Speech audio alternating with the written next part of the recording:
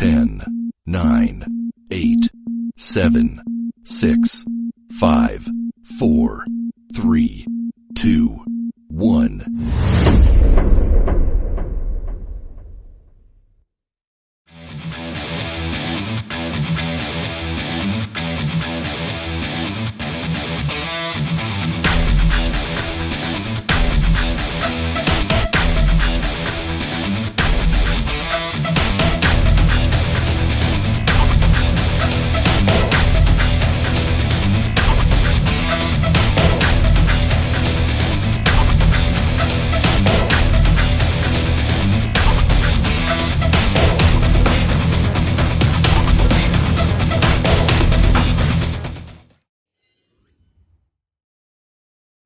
Welcome everyone.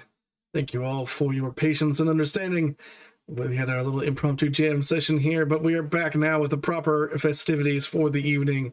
We have the Wednesday Night Wars as ever coming at you here on, well, Wednesday. We have a very special, very special day set up for you here. We have the Parade of Gold, our most ambitious event yet. And I, of course, as always, am here with my colleague, comrade, and co-host, Big D, Hill Kaiju. Hill Kaiju, Spotted Menace, Big D, Devin Childs, whatever you want to say it, I am here and ready to see some grappling action going up on your TV or computer screen, monitor, whatever you have watching in front of you right now. Some sort of device. So we will be getting right to the action here in just a moment. But we have, for this very special day, a very special edition. Let me show off something I've worked on personally here. We are going to go, before we get this first match started, to... Hold on. It's very professional here. While you're being very professional right there, let me go ahead and open up our suggestion box, because we decided, you know what, let's start having a suggestion box. And we have all of our fans, all of our wrestlers, all of our young kaiju answering. So give me 1 second while I go and pull up the first suggestion. Okay. This was rather impromptu, but okay. Do you have any real security? Like... Okay. Like, yes? We have security in the same way that we have real people erecting these sets. What I mean to say is the young kaiju are the real security. So if they feel overwhelmed by the fact that, I don't know, say one Li Zhu is running around backstage with a sledgehammer beating people across the face, that's more up to their abilities to stop her than it is to whether or not we have hired real security. Now we're not going to sit here and add to the carceral state and get like security guards or anything like that. No, the young kaiju have to learn how to do the moves, how to put the ring together, and how to stop a rampaging fucking kaiju from beating their former friends and teammates in the face with a sledgehammer. Does that answer your question? Community policing. Yes. Community policing, exactly. Young kaiju, yes. Young kaiju, that is basically their goal. They're learning to, learning how to deal with something that might happen to them one day. Hopefully not, but hey, it's wrestling. You never quite know. But on your screen here is the exciting thing that I was talking about. Unfortunately, D, I can't really show it on your screen. You may have to have a... Oh, don't worry. Muted. Okay, all right, good. We have the tails of the tape for all of the matches here this evening. I was showcasing some of them over on my Twitter, for those who do follow that, over at Comrade Husky. I just showcased the ones that were the matches that had a belt on the line, but these are our undercard. However, as you can see, even our undercard for today's Parade of Gold is going to be interesting because all of them are cross-promotional matches, OWO versus TCW wrestlers. So things that you have not seen before or may not see again for some time, depending on how things go.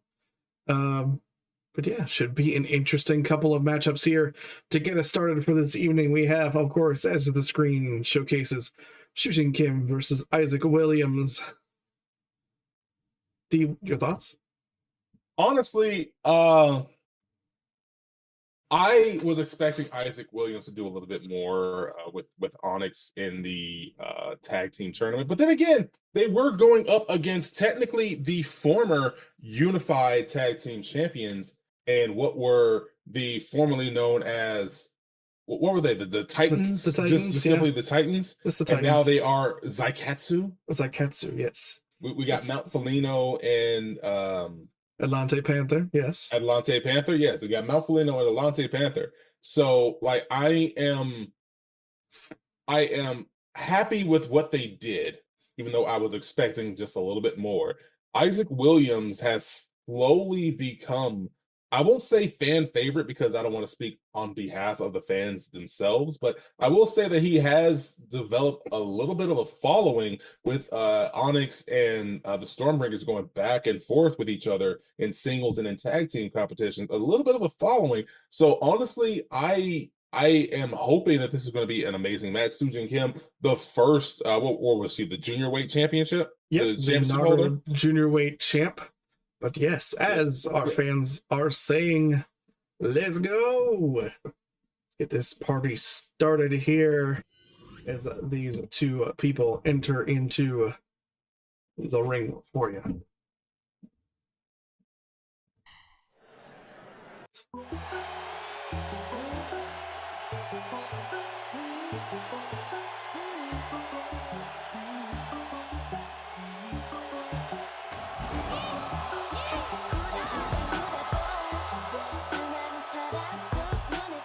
Now, Su-Jin, one of my favorite OWO wrestlers out there.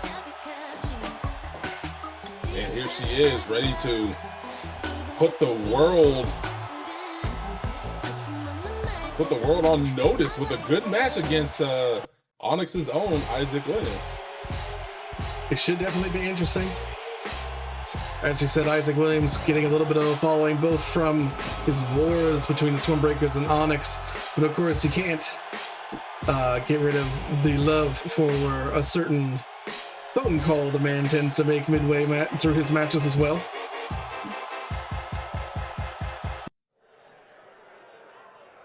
Oh, believe me, I expect to see a lot of that tonight.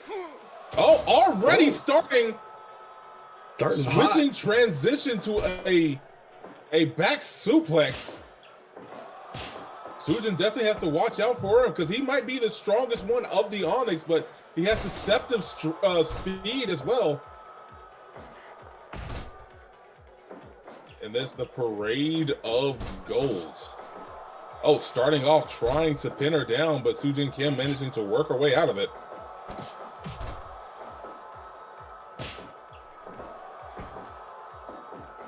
Oh. Can't get her up. Already hit with a snap suplex, and there it goes. Right there for the prism hold. Oh. Nice little quick running knee there. Running knee right into a dragon sleeper. And once again, if you give him an opening, he will slide in with that deceptive speed and put you on notice. Uh-oh. And speaking of going up top, put him on notice. Oh! Just folding Su-Jin up. Back suplex off the top rope, but Su-Jin getting up almost immediately. He was trying to go for her own power moves here. Just can't seem to put Isaac away. Oh. Love a little takedown there. Yeah, now bear in mind, he is using those closed fists, so it is the potential for, oh my God. The potential for a disqualification, but that tilt-a-whirl DDT, and there he is. He's making that phone call. We're making that phone call. Calling What's that number there? 1-800 RU. Slap it. Operators are standing by for your orders.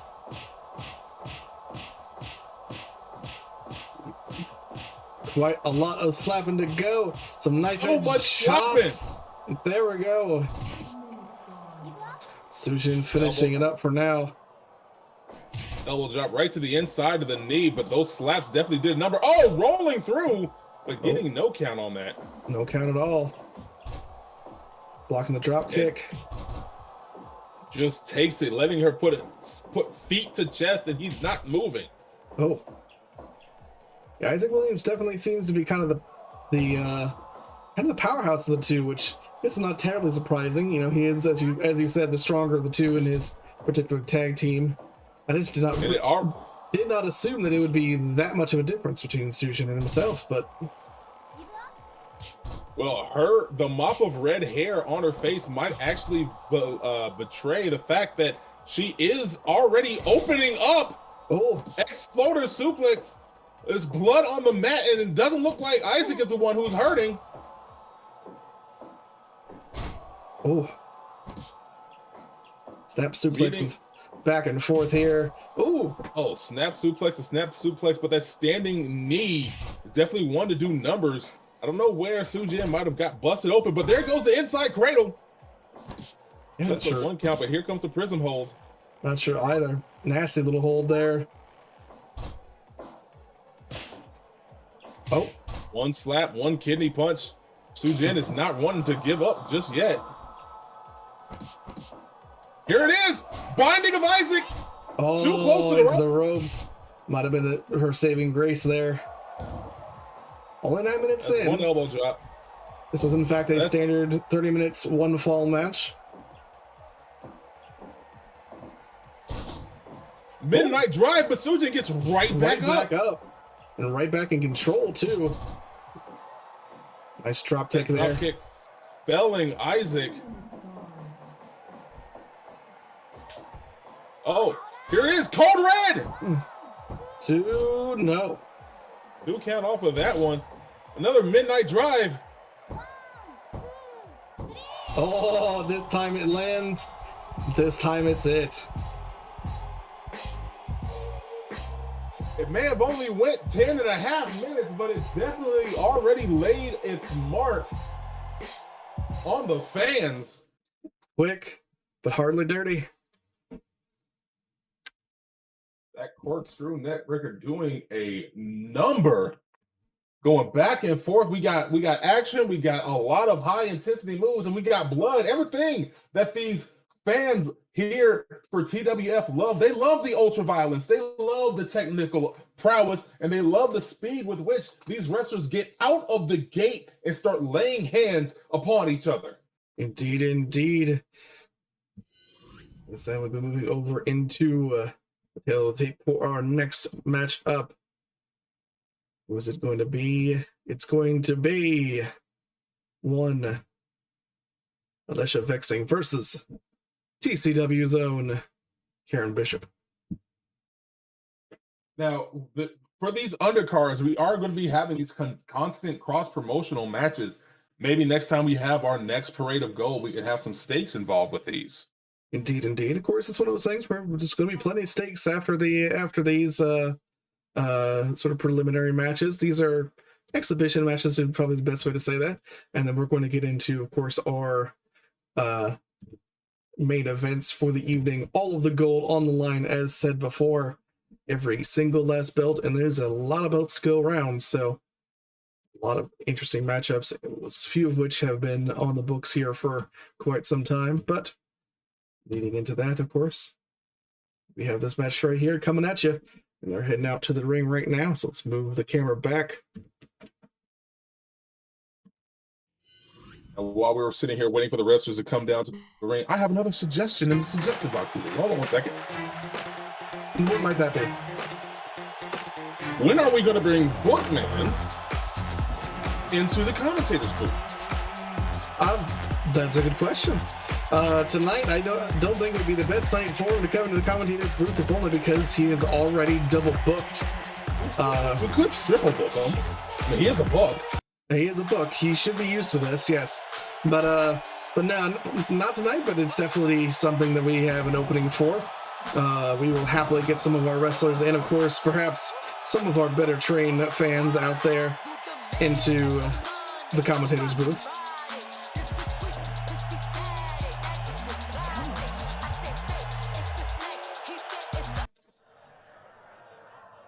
"30 minutes, one fall, Alysha. Carin, let's go." Alysha, the inaugural OWO champion, Carin Bishop, who has put in a lot of work in TCW herself, but hasn't yet tasted gold. honestly, this is going to be a powerhouse match. Indeed, indeed. Already outside playing a little bit of mind games. Seems like Carin didn't like how this match started. Taking some time outside just to get her head right. Yeah, Carin Bishop, if this is your first time watching her, she is, as we said, one of the biggest powerhouses in TCW, whose name is not Jakob, Sapp, or Franco, Silva. But the thing is, if she can get you down within the first 15 minutes, she's golden. But after those first 15 minutes, she might end up having a bit of an issue keeping up and keeping ability to keep it going against most of her opponents. Yeah, it's her tank's not the best. That's kind of what we saw at the league. But then again, it's one of those things where we can never discount the fact that she damn near got close to beating Sapp in her match. So you cannot deny her power. Power is definitely going to be the name of the game here, but also a little bit of showmanship from Alysha Vexxing, who loves to use a lot of those entertaining moves. Carin, on the other hand, is just all business for the first 15, for the total 30 minutes, but definitely for the first 15. Mm-hmm. Oh, stretch muffler there. Saw that move get a couple of different taps out on the matchup that we've had last Friday between Alysha and one Charlie Labrador. A classic Iron Man match. Yeah, Iron Man match definitely did not go the way that we were completely expecting, but Alysha definitely showed to the world that she is not one to be slept on. Charlie Labrador, on the other hand, shows that he has some improvements to witness later on in his career, but again, not somebody that you would want to underestimate in any way, shape, or form. Sure. And it's also one of those things where, as we said at the beginning of this, Alysha, the inaugural OWO heavyweight champion, it's not like he was going up against a slouch by any means. Yeah, no slobs, no jobbers. Oh, there you go, uprooting her into that airplane spin.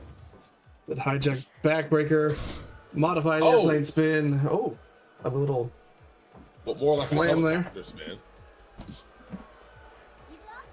Gripping right on the abdominals, doing whatever she can to try to ensure that Alysha has to use up all of that energy and all that gut as possible. Oh, we're going back to it. And yep, back to it. Hijack backbreaker. Oh, it just flings her. You do not fling a girl like that. Oh, here comes the finisher, that hurricane bomb out of nowhere. You don't normally fling Alysha either. Critical brain buster. You got to show off for the fans. Will Brain that buster be enough? Oh yeah, I'll do it for the next one. No, I promise.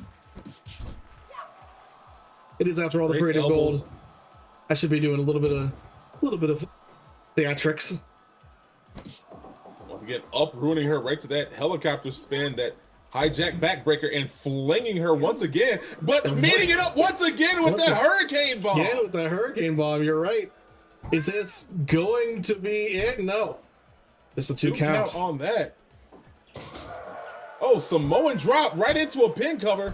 Oh, a near fall. As we said, Carin goes hard for the first 15, but then that tank just betrays her.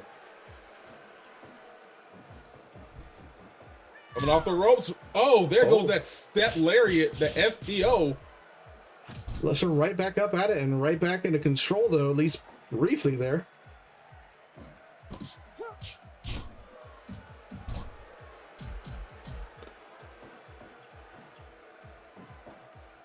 Carin going for the cover one more time. Another near fall. We got 3.5 more minutes of high energy Carin. Let's see what happens. Get her up. Alysha doing whatever she can. Oh! Pump handle drop. Immediately trying to wrench the head off of the world's hippest titan. We've seen previously, though, Alysha is not one to submit easily. It's probably easier to put her down for 3 than to get her to submit. And even then, we've seen now 3 near falls. About 2 minutes left of of All-Star Carin. But she gets right back up one more time. Hurricane bomb. I think she understands. But she's not following it up. If she doesn't get this done quick. Uh-oh. And there she goes, that steamroller. Going for the steamroller.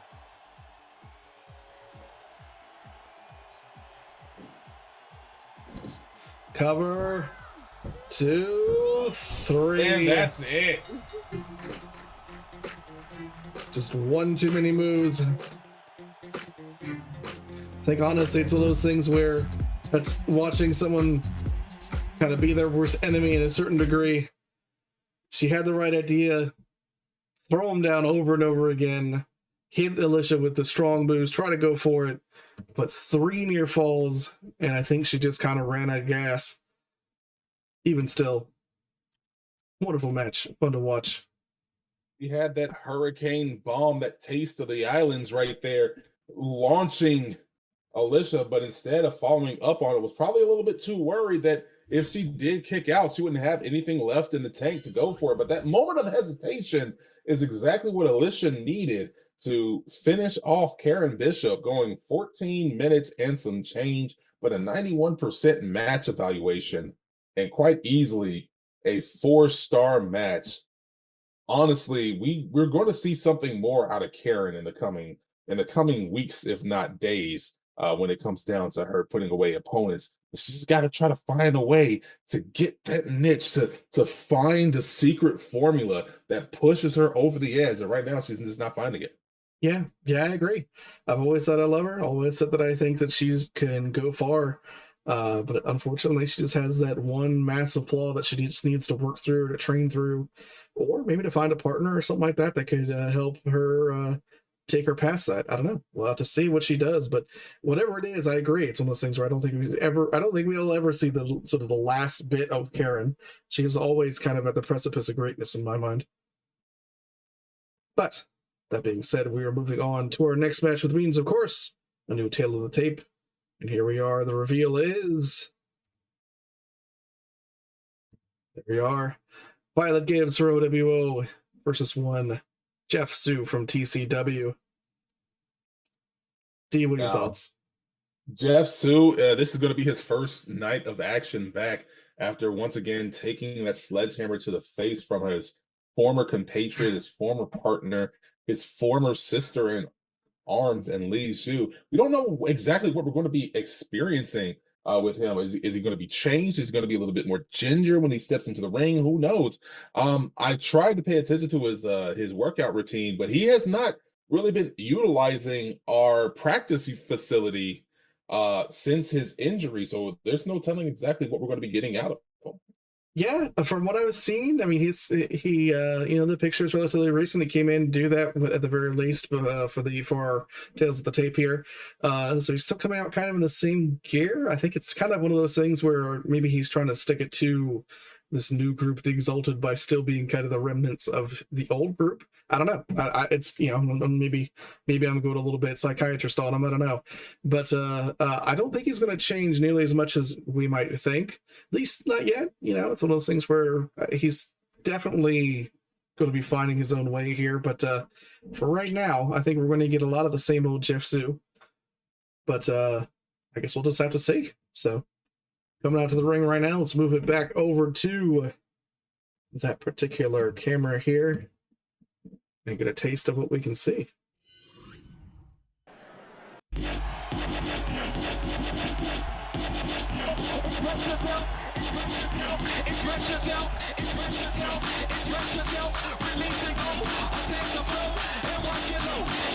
Now, as much as I am biased for Jeff Su in this, seeing Violet come down to the ring, it definitely gets your butt cheeks going a little poppy.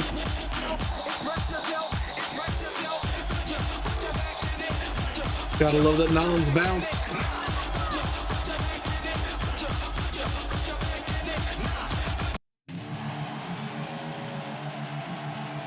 It's been over a month since we've heard this music, but here it is. I was gonna say, it's almost nostalgic, even though it's still goddamn loud.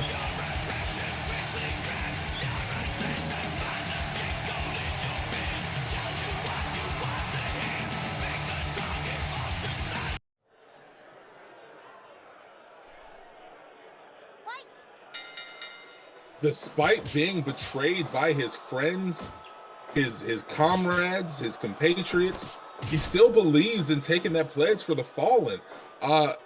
Maybe now that he's broken away, we'll get to demystify what the fallen means to this group.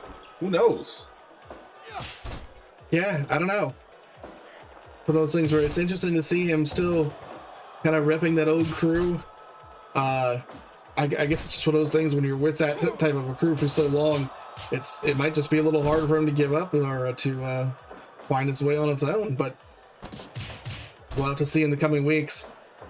But as of right now, hey, the old Jeff Su is still still a killer. We've seen plenty of them in the league, and none of it was bad.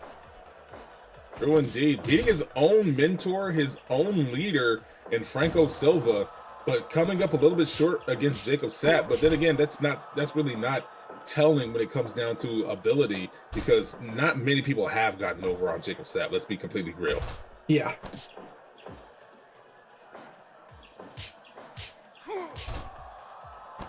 But true indeed, they did ditch him for, I think it's a little reductive to say money and fame, but let's just say that that's exactly what they ditched him for. They ditched him for a chance at something much greater than themselves by aligning also with AMC, Aaron Michael Cross, and the rest of the acquisition.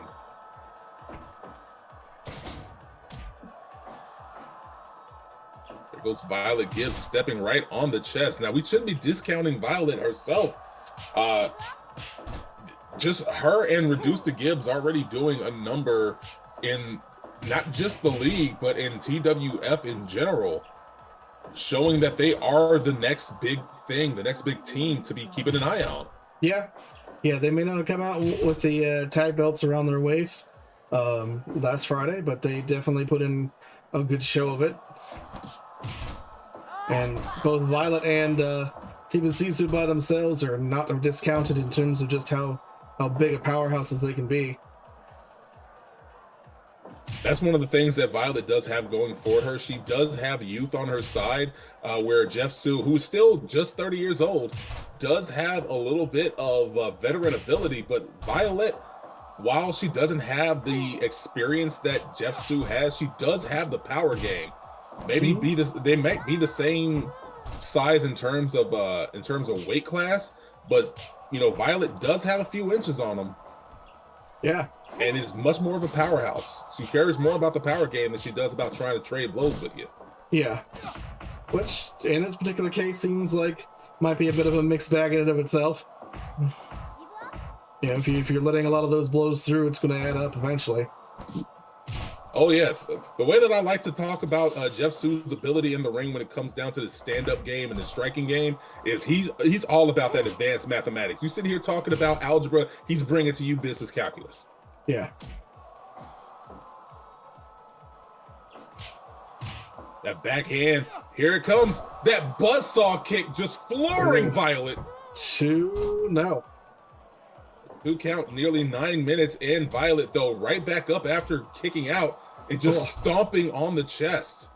Yeah, just trying to get the wind out of there, trying to work through Jeff Su's tank, although, I don't know, it might not be the best thing to target. We're talking about a Carin Bishop. We're talking about a person who regularly went toe-to-toe for, almost 30 minutes in a couple different matches. He's no Martin Valentine, but hey, he was the one who started that 30-minute man run for Martin Valentine in the league. So, yeah, he's not somebody that I would want to sleep on when it comes down to whether or not he can last the full 30 minutes. Here he comes, bringing her down with the sleeper. Then it's just a PK kick. The PK kick there, and that combination of blows. This might be it, and it is. And it is. Jeff He calls that his boss rush. Coming out with a vengeance, as I think is only fitting for a man who has been through what he's been through.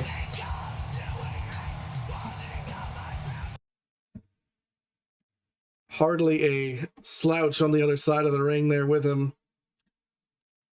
You saw Violet Gibbs do, as I said, plenty of things both in her own singles career, but in her tag career. But Jeff Su making her look easy. Jeff Su coming through. See, here's the thing with Jeff Su. he is not an infallible wrestler in his own right. There are a lot of flaws to his game, but if you don't know what they are, if you haven't prepared yourself for him, if you haven't sat there and studied for him, you're not going to be able to exploit them. The only thing that you can do is make sure that you are fully equipped with all the things that you need just to survive him. So that means you got to bring your kick pads, you got to bring your tights, you got to bring your elbow pads, and you also got to bring your baseball mitts, because you are definitely going to be having to prepare to catch these hands whenever he steps in the ring with you. Yeah, well said. I don't know if I can really add much to that other than just, yeah. I think we saw that in the last match. I think we saw that plenty of times during the league. Seems like that part of Jessu's repertoire hasn't changed either, but that's the type part of his repertoire that I wouldn't want to see changed. So, you know. Oh yeah, no, you're absolutely right. That is his bread and butter, but you got to believe that he's going to be trying to make some changes here and there, just because what I really think is the biggest flaw in Su's game is he allows himself to just focus and be single-minded in the way that he prepares for his matches, primarily because he is used to having a crew behind him that fills in the gaps for those particular deficiencies. Gabriel Blackwell was able to be there and step in for his lack of wrestling ability, and same for Franco Silva. Franco Silva had the ground game that he does not have himself, and just Li Zhu complimented him when it came down to his stand-up game. Now that he's by himself, there is a chance that you will find him on an island incapable of filling in those gaps. So I do gotta believe that without the rest of the formerly known as Fallen, now known as the Exalted, behind him, we might see a transformation in his wrestling game. Yeah. Again, well said. Can't really add much to that other than, yeah, I can't wait to see it. But in the meantime, we have, of course, our next match, which means yet another tail of the tape. And here it is, the reveal. Takashi Tamura versus Kenny Matsuda. OWO versus TCW once again. Now, of course, we saw Kenny Matsuda have one hell of a time last Friday in his run for the tag belts. Got all the way to the finals. His team got to the semifinals there, and only to lose to Los Heroes del Ring, which is, of course, the reason why Bookman is, in fact, double booked tonight. 2 belts, 2 matches. But Kenny Matsuda surprising everyone, making for a semifinals that all around was a nice, happy story. Something we may not have necessarily thought of, because, of course, they beat the person that Los Heroes del Ring entered the entire thing to potentially beat, or at least to make damn sure they didn't get the belt, which was like Katsu. So the match up instead was, of course, between the two of them. Again, fell a little short there, but yeah, I can't see anything but heights and keep on going up for both Kenny and his partner here in terms of their stock in TCW and in the TWF as a whole. I need to see a rematch somewhere down the line. If Los Heroes del Ring manages to hold on to the titles moving forward, there has to be a rematch on the horizon with them and the Stormbreakers, because that match was a gangbuster, especially after the emotional high of beating Zaikatsu in a way that nobody was expecting. Yeah, I was going to say, least of all their opponents. They were kind of wandering in, expecting to go all the way to face what was the sort of the never-beaten former tag champs. And yet here they go, and they have to face a team that they really had no expectation to ever face, and managed to squeak out a victory anyway. And it was, of course, that Kenny did not make that an easy win by any stretch of the imagination. As you said, it was a well-fought battle between the two of them, and I too would love to see a rematch at some point down the line. It's not going to happen tonight, which is, of course, the reason why Kenny is on our undercard, but I could see it happening sometime down the line, as you said.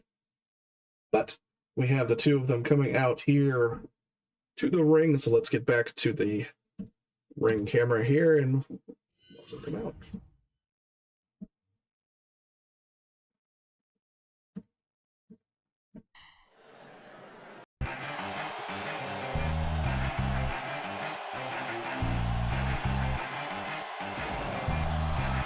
the second ever OWO champion, beating Alysha Vexxing and holding on to it for almost a month before having to drop it to the current OWO champion and the mighty Bookman, Takashi Tamura, a dangerous veteran of the ring. Yeah, don't let his age fool you. It's all there as just experience. He has no, in terms of his actual wrestling acumen, it's not gotten any worse over the years. They say that you can't teach a dog new tricks, but you don't have to worry about teaching the Jaguar new ones. He's going to teach you a few things. Kenny Matsuda, though, bringing the blade down as the one half of the Stormbreakers, excuse me. Honestly, we're going to try to figure out exactly what we're going to be seeing out of these two. I think it's going to be hard hitting regardless of what happens here. Oh. Takashi trying to sneak a victory early on. Yeah. Or the release the threat of one. Nice head scissors there. That's going to be one of the things, though. Is like he's going to surprise you. He is going to threaten you with his speed, his technical prowess. You would think a high flyer like him, or a somewhat high flyer like him, wouldn't be expected to see all these quick pins happen out of nowhere, but that's what he brings to the table. He is a dangerous threat. And there it is right there. And there's that danger, as you said. And once again, just rolling into it over and over again. He's going to try for a third time. No, almost. Takashi's letting him know, it's like, young man, I'm onto your game. Fool me once, shame on you. Oh, go behind, tries the kick now. Through. There ain't no. Drop kick connects. Oh, so it's like gut buster though. Takashi Tamura again repping that old school all Japan wrestling style. Definitely going to be showing off the power game, because Kenny, you cannot beat Kenny when it comes down to the speed and quickness that you need to defeat him. I don't think there's anybody out there who can out-quick and out-think Kenny as well as a combination. Now, Takashi might be able to outthink him. He's going to have to overpower him just to get the advantage. Yeah. Yeah, Takashi's no slouch in the strategy game of things. But you're right, in terms of just raw speed, I think we saw already that Kenny definitely has an edge there. And there goes that stretch muffler. Stretch muffler, we've seen that. Shades of Alysha. Uh-oh, coming at you again. Yep. Gets him up. Oh, just driving the heel of his boot right against the side of the jaw of Takashi Tamura. Oh. Quick little slap fight there. Nice body press. Diving body press. There goes Takashi doing what he can. As I said, showing that he has the power game on lock. Clubbing blows to the spine, making it a little bit harder for him to get the run off. And there go that old school, just unpretty style. Yeah, Mongolian chops into just a bonk on the head and into the iron claw. That vice grip pressing his forefinger and thumb right against the temple, but a super kick into a jackknife cover. Holding him up, just a 2. Yeah, I have to notice Kenny has done a very good job at scouting for the lariats that Takashi normally throws out. I don't think he's gotten hit once by them quite yet. Oh yes, that yeah, once spike again. pile driver, just avoiding those lariats. He knows what to do. Yeah, those are such a dangerous part of Takashi's arsenal. Oh, as we can see, lariat, proving me right as I say it. Kicking out at 2 after eating that buckle, and there it goes! The cravat driver right to the lock magistral. Just a 2 count though. Uh-oh. Oh! Dodging one lariat, hitting him with that roll through back suplex. 5-star clutch. Oh, still just a 2. That seemed like a very late 2 count on that one. Hit scissors into the big swing. Takashi, however, still in control. Going for the right there to the trio. Whoa. Chopping those right down. to the knee. As we said, he knows how to chop somebody down, so he's not worried so much about the speed. He's just going to try to wear him down over time. Mm-hmm. Oh. Saga 2. Oh, there it is! The Shogun! Kicks out immediately! Kicks out immediately? That was not a rope break or call by the ref. That was an immediate kick out. And it's not like he ain't tired. He just took that beat right there and another lariat to the back of the head. I don't think we've ever seen someone kick out of that move so quickly. That is almost always, and here we are again. Number 2, can he do the impossible twice again? Oh, kicks out. Near fall, jackknife after the super kick. Oh, near fall, back near and fall. forth. Oh, they're twisting rock bottom. Holds him back Another up. jackknife. And that's it. Jesus Christ. Kenny once again showing that his stock is doing nothing but rise. Oh my God, just out of it immediately from the wrath of a Shogun, just straight up said no. It's a complete, just he had that locked in. He must have been going up and already tucking in and protecting himself in such a way that he could just spring out of that immediately. And I think part of that is just Takashi not expecting him to have that counter on lock. Got in, got back out. He threw another one in, almost got the 3 on that one. Maybe just surprised Kenny with doing it so quickly in succession. But unfortunately for Takashi, Kenny still had his number, turned it around, and got it in. Well done to Kenny. That right there is new age versus old school. That new age showing that out of nowhere that fighting spirit can be activated just spontaneously without any question, without any primer, just kicking out right as he gets body on body. Gia Abe can't even get over there to strike one. Yeah. Not even a second time going near fall. Even a 1 count. That is just something that needs to be said over and over again. Not even a 1 count. My Lord. And now, last but not least, for our undercard today, we'll be revealing it. Who shall it be? Who shall it be? It will be newcomer Bobbie London versus Prince Rivera from El Indemito. Bit of an interesting one to end up on the last match here. So those things where I don't know if it can necessarily live up to the hype of that last match, but it'll definitely be an interesting clash of styles, clash of egos for certain. You know, Bobbie London, not a man who has a small ego. Prince Rivera, also a person who I think has a bit of an overinflated sense of self-worth. We'll have to see. If anybody deserves a slight inflated sense of self-worth, it's got to be Prince Rivera, because he saved us from the potential of a Jakob Sapp all-out TWF overall championship. So on the one hand, I can see it, but on the other hand, he's got to be stepping up a little bit more and developing a bit more of his game, because he's still young. He's, as you see on the tape, only 23 years old, only been wrestling for a good 6 years. So he's got some development to ahead of him. But at the same time, he's been showing some flashes. You cannot deny he's been showing some flashes. Mm-hmm. Yeah, certainly. It's just one of those things where, yeah, just kind of Rivera's still kind of riding that kite of the league, even still. But I don't know if he's really done anything since then that really has put me through my paces, really excited me. He really has to change his game up, really has to find his own way here and get both himself and his team in the right track for me to really get excited about him again.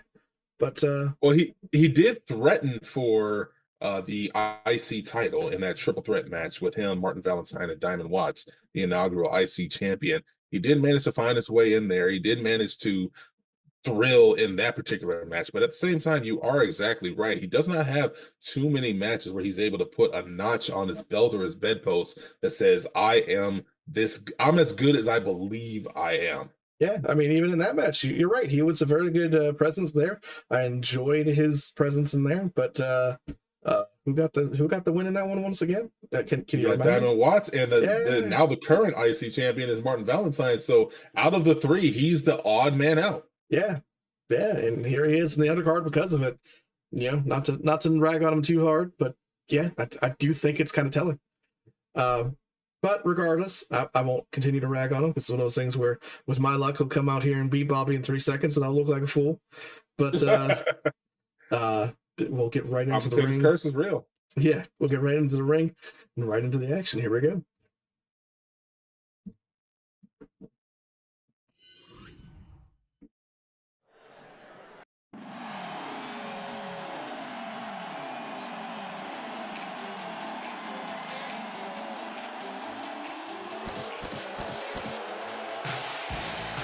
Here comes Bobbie London, shaking his pecs. The crowd is clapping along to the song.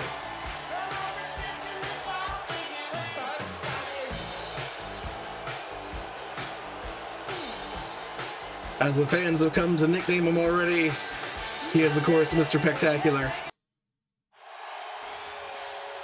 You got Mr. Perfect, and now you got Mr. Spectacular.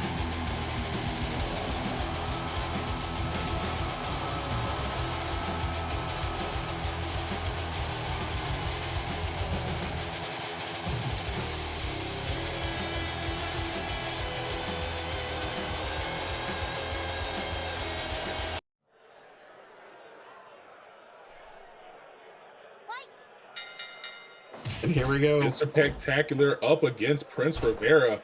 Now, despite the fact that Prince Rivera has 15 pounds on him, Bobbie London is like full on, not a single shred of body fat. If you could come up with a real life analog, he is the Tony Nese of TWF. Or, of course, to go even older, the Lex Luger. Oh, just showing off. God. Showing off to the crowd and getting a nice hefty punch out of it as well. Already with that pop-up cutter, that Mexican cutter, trying to show us like, I'm no slouch either. You can show off all you want, but Prince Rivera is still royalty. Prince Rivera is still the prince. You may be a mister. Oh, it's like, yeah, you may be a mister, but you get yours out of default. I get mine as a bloodline. I come from a long line of great wrestling royalty. Oh, back and forth here. Crowd, I think, doesn't necessarily know who to root for at this point. Mr. Spectacular, of course, not exactly, perhaps a little bit of a fan favorite, but only because Prince Rivera is a known entity and kind of the, well, the man we know he is. I think it's more they just like what you said, they know what to expect when it comes to Prince Rivera. Oh, Spectacular not allowing him a chance to catch a breather. Hurt his valet and supporter here as well, coming in, trying to get some action in on her own right. Kicks her off. It's going to be get back into the ring. Looks like both of them may have been trying to do some sort of a count-out victory. Oh! Just a straight dash punch. Here comes Bobbie London. Just a simple sliding lariat. And it's going to happen again? Yep.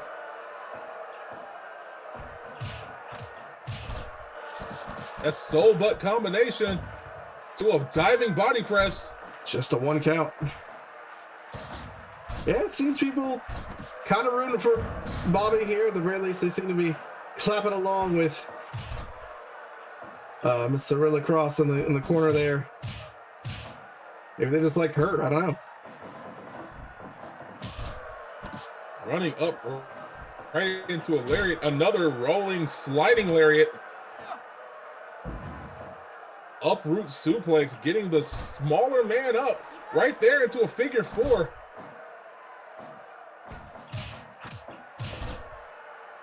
The rolling soul butt combination from Prince Rivera right there to that chin lock, trying his best to wear down the slightly younger smaller but still stronger Bobbie London. Oh, once again, just some punches in the showing off in the corner there. Takes it back. Oh, there goes that sit out full Nelson bomb. But he rolls through. Victory roll, just a 2.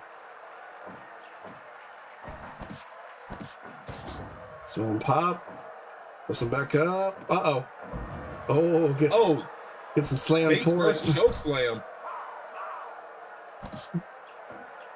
Bobbie London definitely has the power game to just beat up Rivera. There he goes, winning that exchange, but Rivera's right back up, missing the lariat. Ooh. Drive-by axe kick right there to the silent clutch. Oh, a near fall out of that. Near fall already. Stage of Rikishi. Just dropping him right in his head. Oh, victory roll again. Another near fall.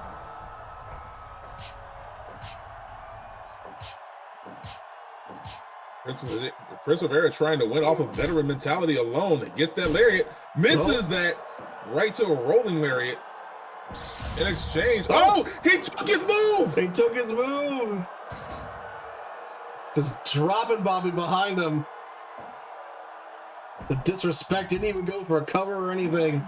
Ross, you have to get closer to slap him there.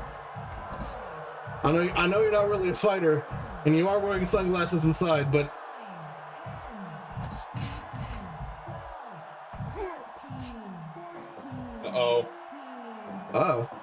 once again, seemed like second count. Maybe been trying to go for an easy count out victory. Bobbie London, if nothing else, is crafty and not exactly above getting something like that. London's up immediately, but a little bit dazed. Double knees right to the lower spine. Once again, more double knees. Oh, and once again being planted right on his head. Takes the back, rolls through again. Victory roll. Is this going to be enough? No. Just a 2.9. So the cross calling over to Abe. I don't know how smart that would be. Neither one of these wrestlers are exactly known for following the rules. Showing off to the crowd.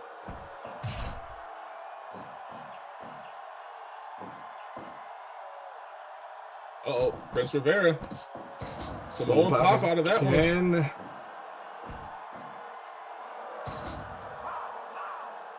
Still showing off. Big spear. A spear from a standing position, no run up or anything. Just shows you the power game of Bobbie London. London catching a breather himself. Face first on the choke slam. Prince Rivera can't seem to get any offense going without just getting completely overpowered by the younger Bobbie London. True, but I think there's one waiting to say, what do you even call that? I don't know. It just looks like just a fireman carry drop with a little bit of flourish on it, a little bit of run up. Like a fisherman emerald flosion? I do think that the one weakness here in Bobbie's offense so far is he's just not gone for enough covers. He might have had this match by now, but I think he really wants to just show off his strength and show off to the crowd enough that it's given, well, of course, as I say it happens. Commentators curse once again, but as I'm just proving my point right in front of me, if he went for it, he'd get it. And he did. I think even though he's only 205 pounds, I think he is what the fans call a himbo. Oh, I don't think there's a weight requirement for himbo, and I definitely think Bobbie definitely fits that bill. So Bobbie is officially a himbo.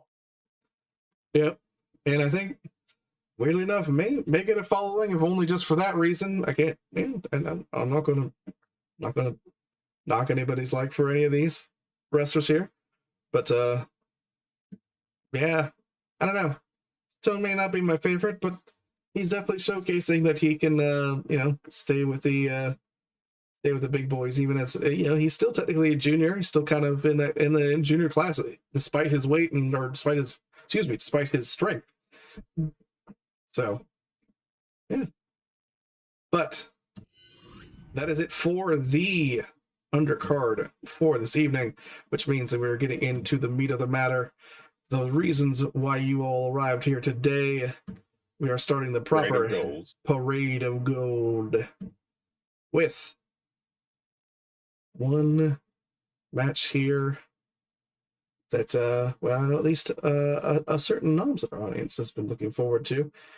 Well, maybe one of two that he's been looking forward to. First match of this evening, Lyndsay Barber going up against Avispon Rojo.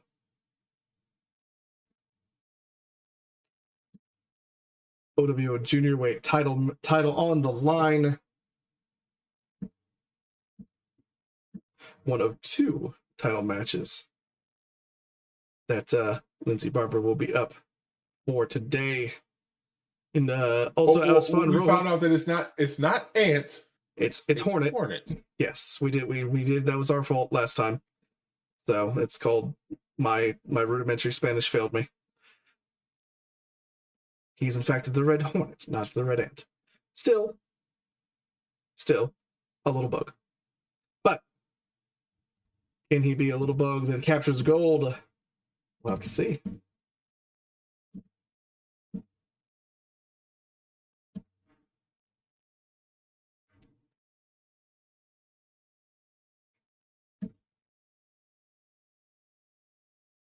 Your thoughts on this particular matchup before we move off and watch it in the ring?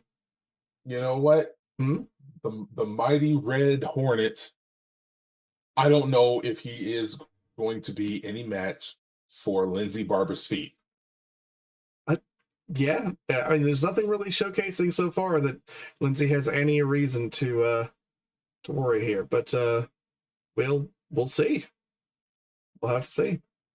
But it does look like they're heading out into the ring, so we are going to go back, of course, to the ring camera, into the action here in now. Okay, I know what I said. There's no reason to be weird about it.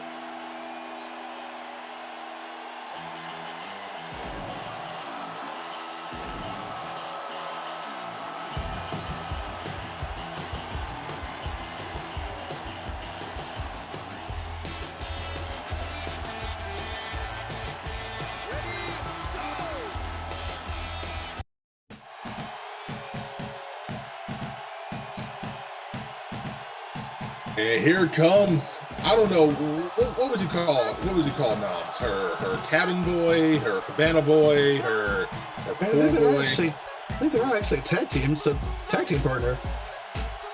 I mean, no leg work. Yeah. That just really makes it feel like she's carrying the whole thing because she's known for her kicks, not Noms. Attempted takedown from Lyndsay. Oh, and up there she goes. Proper to work right there. Oh, prawn hold by Avispon Rojo, the mighty Red Ant, Hornet. Let's not make that mistake again. He flies. That's how you remember it. He's got wings. Oh, ants have wings. Speaking of fly, no. Yeah, they're flying ants. Okay, but most of the ants that you know don't. Since we're gonna know our entomology. Yeah, but all hornets have wings, whereas some ants have wings. That's just semantics. Semantics? Yeah. Oh wow.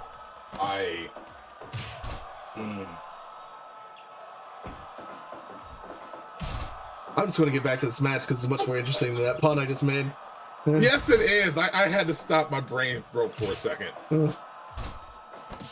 So far, as we said, the Red Hornet doing a number on trying to keep the speed game working on his behalf. Right there into a sharpshooter. Not enough to make her tap out early on, but just enough to slow down the pace until he's ready to speed it back up. Mm-hmm.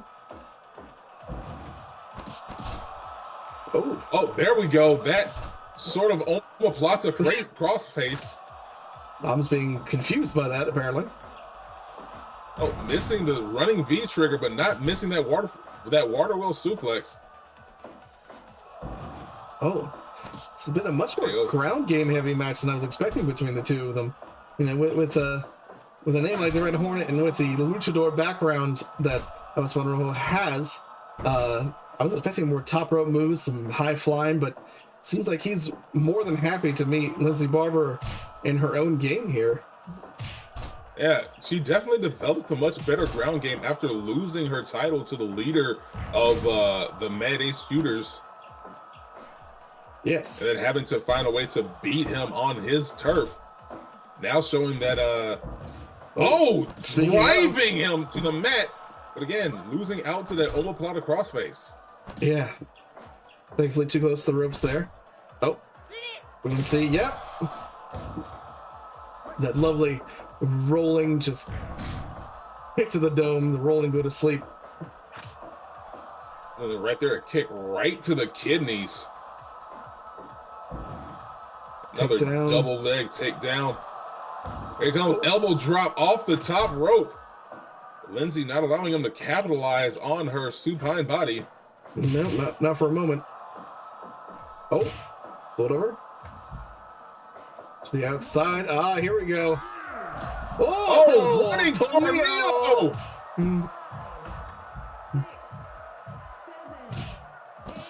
Rojo. Here it comes. Oh, pedigree! Pedigree on the outside.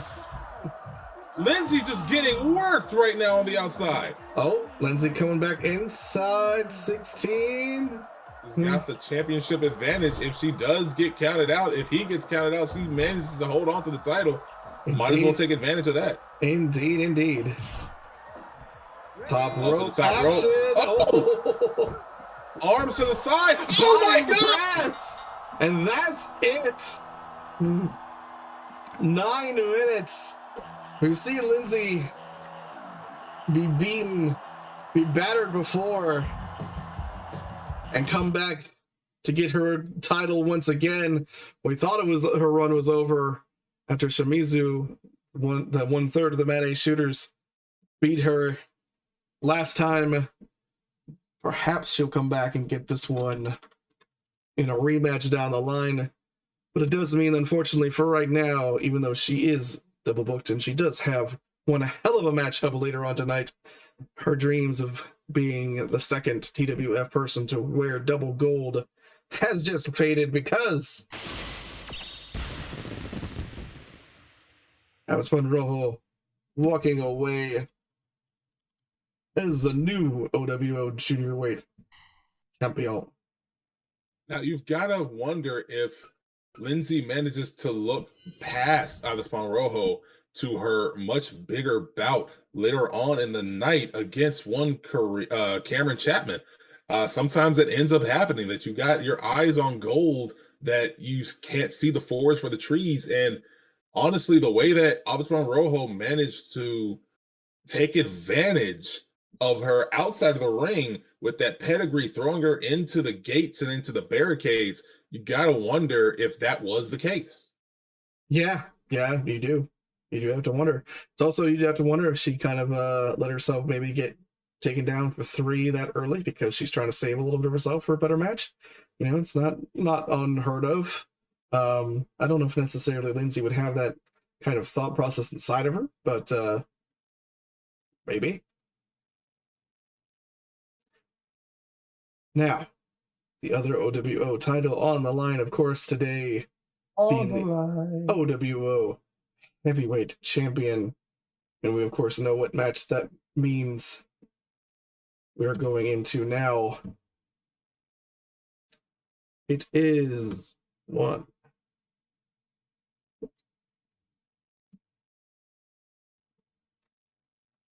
Bookman versus Xain Alopex, with one hell of a stipulation and one hell of a match to win it all here.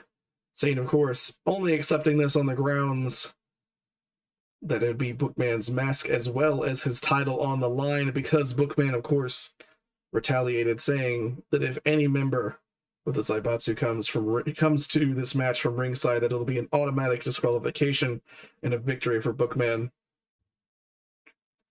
With those thoughts both on the line here, of course, Bookman with a lot to lose, but a lot to prove, and a lot of time here to get his revenge against the man who knocked him out and put him down bloody on the pavement.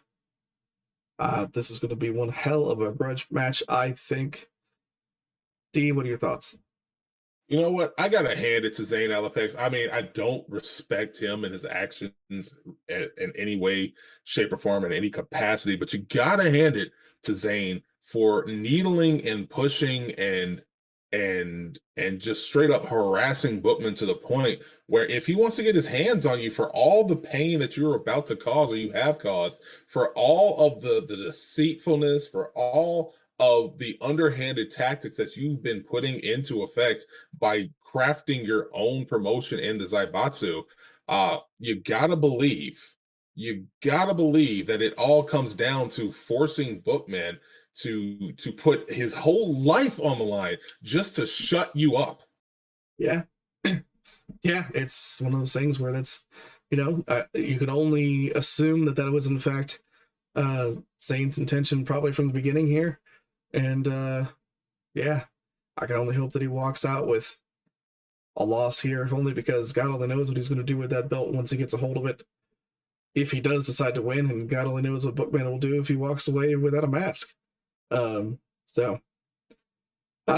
I will say, however, in terms of the actual unmasking ceremony, if it does come to that, and let's hope it does not, Xain has agreed to let Bookman wrestle the other match tonight that he has, which of course is for the tag belt with his mask still on, and the unmasking ceremony, as Xain himself put it, would be next week, Wednesday. So if he does lose, we'll be seeing Bookman with the mask on for one more match, but you can only assume that it would be kind of a bittersweet moment for him if he does get to that point.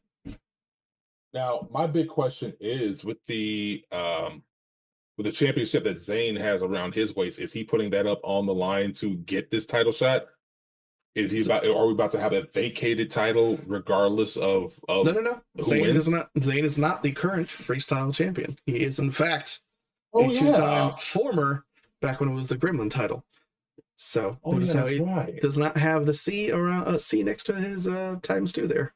So he is not the current champion. All right, then. I misread. We may be seeing him later. I've heard some talks that, of course, Darius Costa, who is the current freestyle champion, maybe looking at something here down the line, but I haven't heard finalization yet. He's still, I think, kind of talking with people and making sure that everything is copacetic. But yeah, we should be hearing something from him. Of course, his belt, if he doesn't decide to use it tonight, will be on the line as well. So there's that. So but yeah, this one I think a lot of people were looking forward to, so let's not hesitate any further than we have to. Let's get to the ring and to this action and see what happens.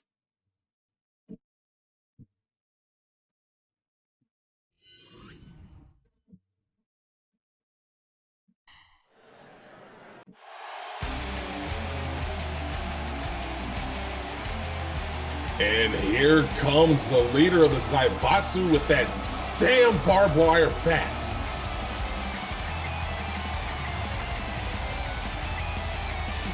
The man who now calls himself the Gas Man, Xain Alopex. You know what? I hope that the Bookman feeds him some Beano. And of course, the man who now calls himself the Avenging Angel, but more importantly, is called the OWO Heavyweight Champion, the Unified TWF Tag Team Champion, at least one half of them, Bookman. 60 minutes Iron Man match here. One fall to a finish. Well, it's not one fall to a finish, it's Iron Man match. Oh yeah, my bad. see, this is what happens when you have all the stuff that you got going on right now. It's many falls, so many finishes. Oh! Standing dropkick versus standing complete shot. Neither one managing to hit.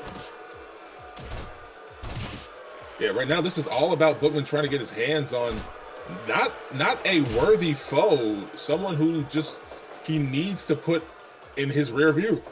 Yeah. Xain being the the little gremlin he is, putting Bookman out with that bat. The bat he now brings to ringside for every match.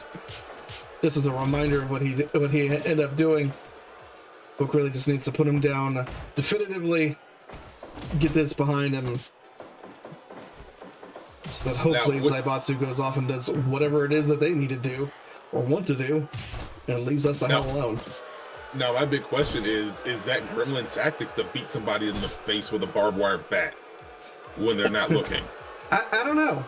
I would say probably Namsuda had something to say about that, being the other gremlin. I feel like Xain lost a bit of his gremlinness when he went through all of this. At least his charming gremlinness. Yes. Because like his whole demeanor, the last time you could officially call him a gremlin, was definitely far more charming and almost parasocial with the way that people wanted to latch on to him, despite the fact that he was just a gremlin. Yeah. As the lady said, 5 minutes gone in the match already. No falls, no submissions quite yet between the two of them. I would say so far this has been mostly Xain's match, but I don't think it's been so much so that Bookman is in any real trouble quite yet. Well, this is a 60-minute Ironman match, so we're going to manage to see one person find their way through this. It's likely going to be the Bookman, because even if he manages to lose the first fall, Bookman's got a lot of resilience to come back from a deficit. For sure.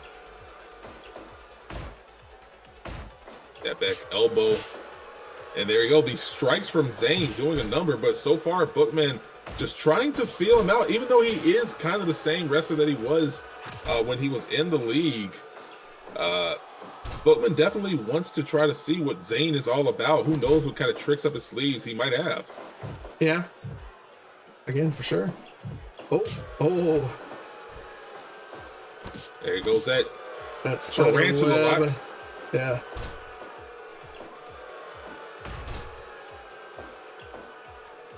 And the crowd's certainly not too keen on what Xain is doing. Once again, that takedown, elbow drop to the inside leg, and make sure to take the mounted position, driving his forearm. It's not technically a choke because he doesn't have that arm latched around his throat. It's just really pushing against the carotid artery. Still a technical submission. Missing the flames. Bookman having that well scouted. It's like he had that back fist well scouted, but once again, Xain getting him down to the ground.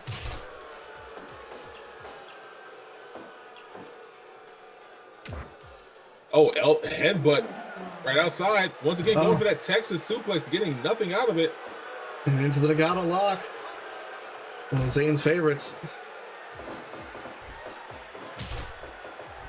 Straight punch. And that no drop that usually gets a lot of cheers. Yeah. No cheers for nothing these days from Zane's side of things. Oh, true indeed. And Bookman just can't seem to get to string any offense together.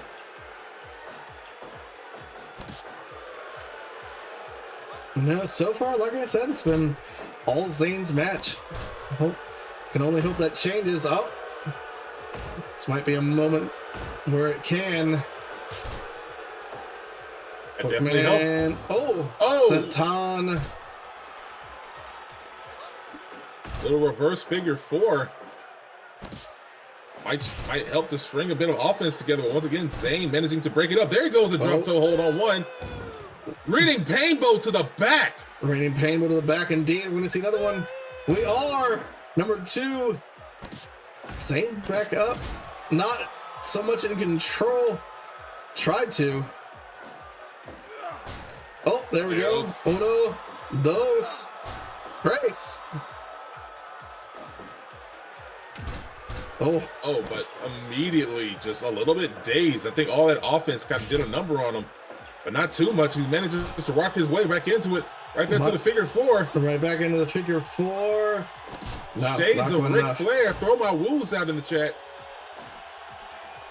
Oh, excellent backbreaker. No.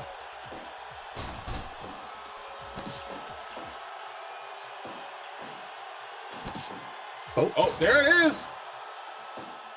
Sliding through, using his momentum to get him up for that back suplex, but Xain not allowing Bookman to capitalize on it. Oh, low angle drop kick. Oh, fire hit this time around. La Maestral. Cover off of it too. No.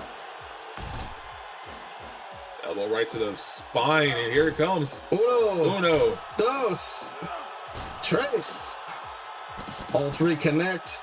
Can he get Roast 3 off clutch. of this? 2. No. Ducking the back fist. And once again, that Hacker Schmidt backbreaker. Yeah, that torture rig backbreaker is something else. Oh, low blow.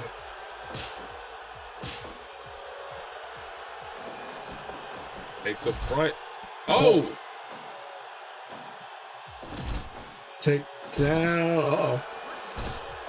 Too close to the ropes on that one. Manages to get there. There it goes. The Dragon Sleeper Camel Clutch variation. Hero punches. We want to see another painbow? We are. This time for a cover. 2, 3. And we have Bookman's Bookman gets the first fall.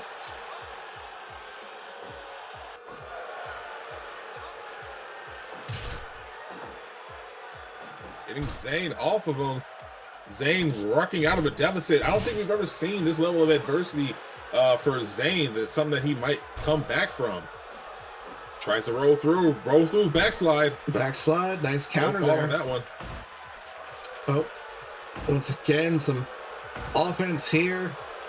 Oh, Ducks out of the way of the spinning back fist, but misses the drop kick.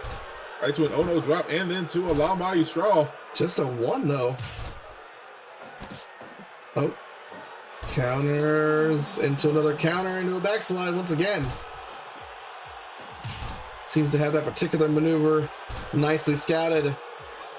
Sharpshooter. No. Once again, those elbow drops to the inside leg are doing a number to try to slow Bookman down. But every time he tries to go for that pin cover, he manages to rock it into a backslide of his own. Yeah, just a nice simple counter, but oh, Dragon Sleeper from the cradle position.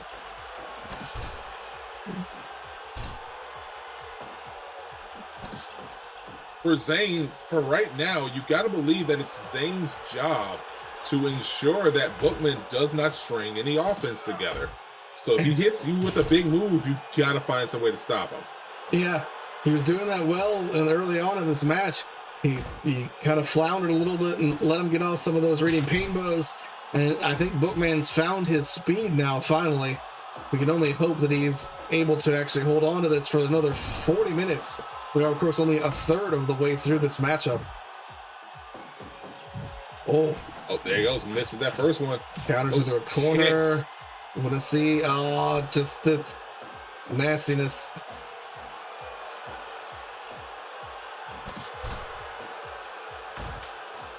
Oh, there goes Bookman saying, all right, I'm done with this, son. But Zayn's up first.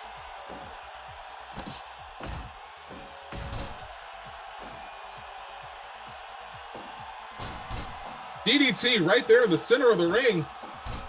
Rose on the figure 4 again. Can I get those woos in the chat?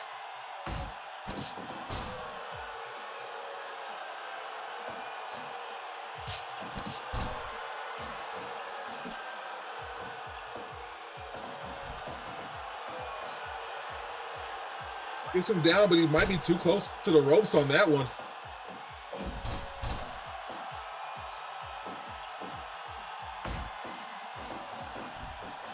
It's just to whip him in, but Bookman says no, just kicks him all the way through.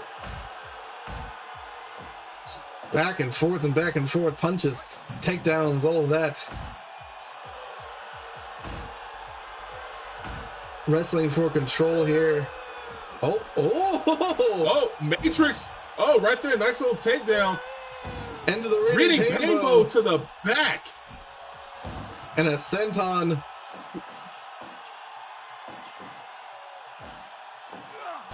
One, two, three. Is he going to try for the cover again? He is. It is. Are we going to see number 2? No. Nearly halfway through this match. Usually we get close to the end on matches like these, but again, 60-minute Iron Man is going to do a number on these wrestlers' body. Oh! Finally hit the back fist. Hit him with the back fist mid-lariat. Scattered that out remarkably well. I hate to say it, but it was well done.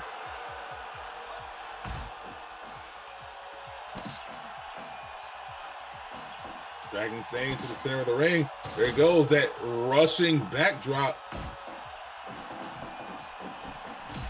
Oh, both men have to be exhausted. Again, as you said, used to matches basically being over at this point. Oh, Koji clutch. Too close to the ropes. Man, he's got it this time. This time it's locked in properly. But Bookman still just having the wherewithal. Halfway through this matchup, they're now in basically no man's land in terms of singles competition. Not many matches we've had have gone past the 30-minute mark. Now, as you said it, these final half hour is basically going to be what you might call nut-cutting time. Nut-cutting time indeed. Oh, avoids the low drop kick. But unfortunately, gets avoid that inside elbow. Right into that once again. Yeah, just still every time he goes into it with an attempt, and instead gets the backslide, and this time locks it in hard enough to get the 2. That means Bookman has a nice solid lead here going into the second half.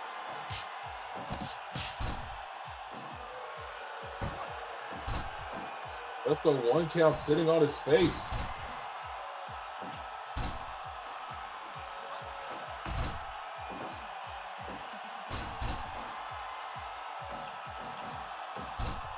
They go once again into a figure 4. Once again in the figure 4.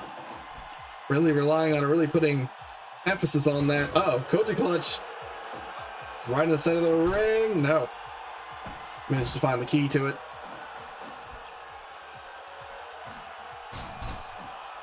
Another DDT. DDT, and then right back into the figure 4.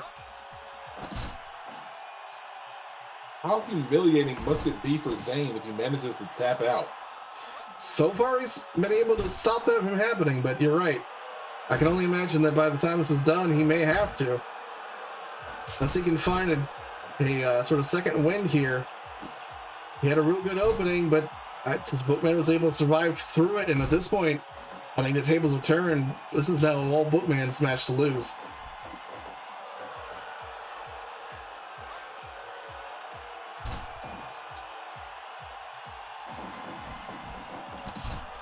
Oh, right there, that rolling knee bar. Honestly, surprised he's not holding on to these moves a little bit longer. We've seen a few wrestlers do just that. Yeah, it's only thing I can maybe account it to is that, you know, he may actually want to, his ego may be preventing him from cheating too much. He may actually want to come out of this with a definitive win against Bookman, make it all the sweeter. But I mean, well, what it is you get a chance to beat your foe, somebody that you worked into such a frenzy that you kind of coaxed him to put his belt on the line, but you're also working to represent the whole promotion, the whole of OWO. You're not doing this for fame, you're not doing this for money, you're not doing this for your own individual gain and need. You're doing it to be the head, to steal a certain Roman Reigns' catchphrase, to be the head of the table. And that's not, you're no slouch if you manage to hold that hold that level of credence. Right. Yeah, agreed. So far, though, Xain just has completely lost his momentum here. Oh, that being said, getting a little bit back over here. Nice little triangle. Hero punches.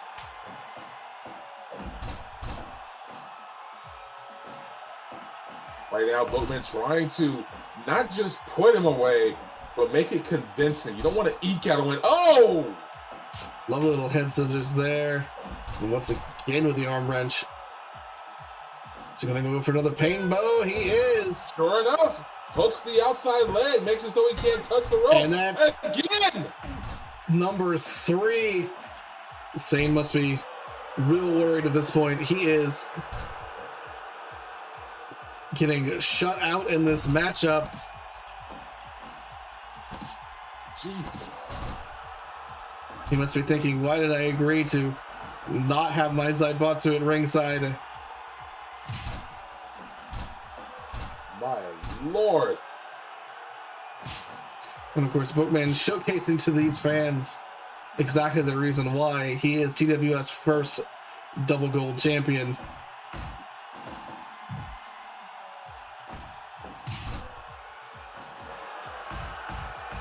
Oh. Then coming out with a little bit more of a mean streak here, it seems, right at the end. I guess there's some logic to that. I mean, if you've been fighting uphill this whole time, you might as well switch it to another gear in hopes of putting yourself over the edge when it comes down to going up against the champion. Indeed, indeed. Oh, another low blow.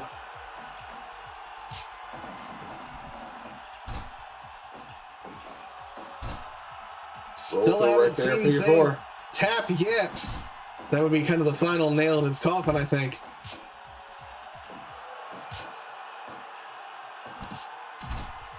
Another leg trip takedown, inside leg. Oh, rolling into the other leg. Philadelphus being an excellent arbiter as always, making sure that both competitors. Oh my God. Right there, there it is. That has to be, no, just a 2.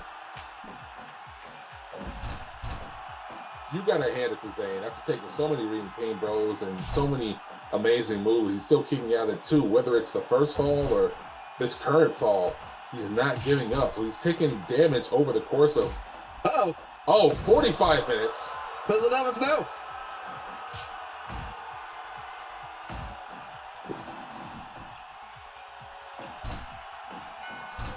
Oh my God. Utilizing Philadelphus being down a little bit. Getting in those low blows. Surprised he didn't go outside, maybe try to get a weapon or something like that. Would not surprise me at this point. I mean, wouldn't surprise me either. But again, it's one of those things where it might just be an ego trip. He wants to win this as clean as possible. Even though, of course, we've seen. A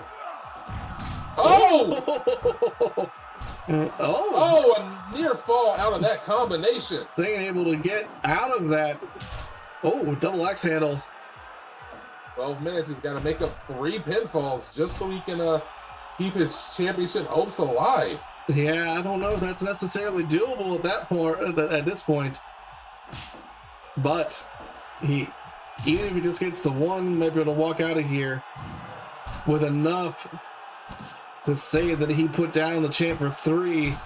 He's not even getting 2 at this point. Bookman This is what happens when you piss off the bookman. This is what happens when you piss off the hero. Yeah. When he finally can get his hands on you, he's not about to let you get any. Oh my God. Exploder off top rope. Xain it's still with it, but just barely out of that.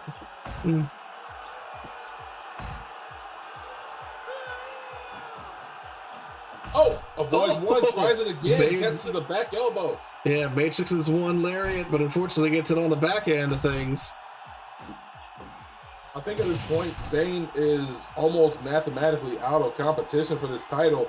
Pretty honestly, much. my thing would be is to try to find a terminal or something and move forward. Try to find yourself a moral victory out of all of this. Yeah, like I said, try to get him down, maybe a submission, maybe into something that you could actually say, you know, you may have beaten me, but I have this moral victory over you. I think that's what he's trying to go for here, but the Book is just not having it. He, I think, understands what is going on here. And if anything, he's just going to go for another 1, 2, 3 just to cement his dominance.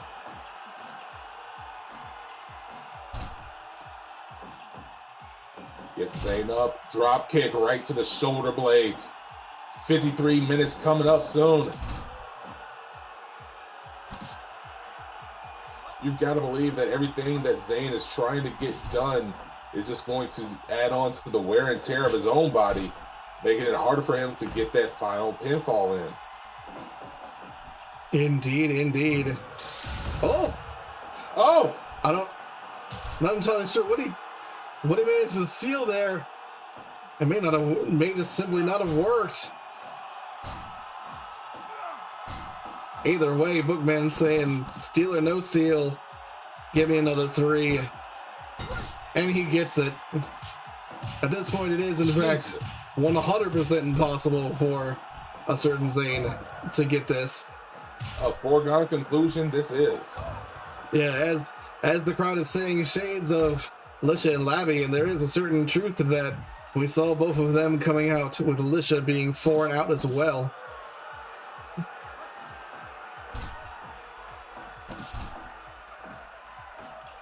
Just goes to show you that holding that OWO heavyweight belt is not just a trinket, not just for show. If you've held that belt at any point in time, when we saw it with Takashi today, even though he lost, he put up a damn good fight against Kenny Matsuda. We saw it, of course, with Alysha again today with her victory, and we're seeing it now with this shutout against Xain. Our heavyweight champs are no joke. Honestly, that's what it is right there. I would not want to put myself up against them. No, indeed. In a wrestling match, in a pie eating contest, nothing. Yeah, you know what? I would be confident saying that yes, Bookman probably would beat me in a pie eating contest. He'd probably be able to tactical it out better than I could. Little more than 2 minutes left in this particular match. Oh, back in that Hackenschmidt torture rack, but Bookman still having none of it.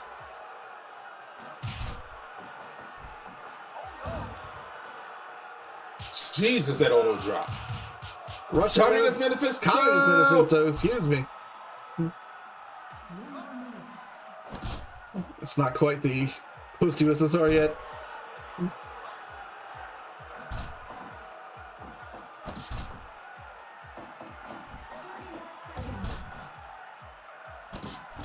"30 seconds. Bookman at this point just showing off, and I don't blame him. Yeah. Can he get a last cover in before? No. But it doesn't matter. That's it. That is it. 60 minutes gone, 4 falls. No submissions, but none on either side. But if you can't call that anything but definitive. 4 falls here. Bookman winning by a country mile. A lot of people saying that was basically hell. Just about everyone called it. And I agree, it's one of those things where if you look at the betting averages and things like that, the moment the Bookman got Xain in his trap, we talked about Zane's trap with the Bookman's mask on the line. I think we all kind of glossed over the whole Bookman's trap of keeping the Zaibatsu chained back at the back. And I think that was his biggest victory there. Once that happened, I think it was basically all, well, not to abuse the pun too much, but all Bookman wrote. And here we are, four 1, 2, 3s later. And Bookman maintains the heavyweight title.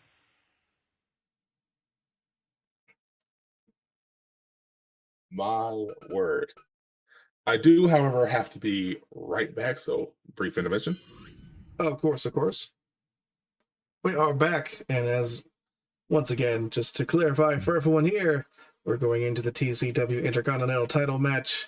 Martin Valentine going up against a mysterious opponent. We'll have to see as he's coming out to the ring right now. You all may have guessed it. We mentioned him before, but if you haven't, let's go to the ring.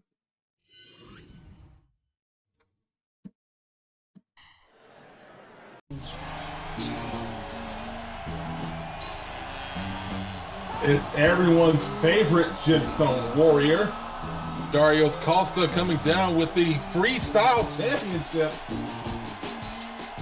Darius Costa deciding to utilize the Freestyle Championships rules, which of course, if for all those who have forgotten, means that win or lose this match, that Freestyle belt will be vacated at the end of this. But he's using that ability to go up against this man here for his title.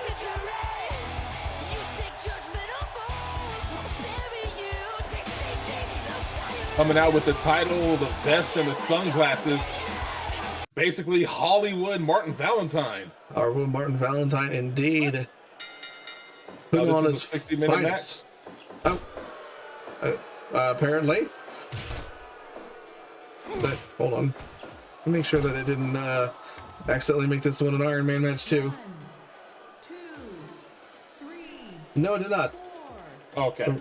Some funky business with the actual timing, but other than that, it is still, for all intents and purposes, 9, a normal match here. Missing that sliding low drop kick. Bangarang. Bangarang, indeed. Apparently nobody liking the Bangarang.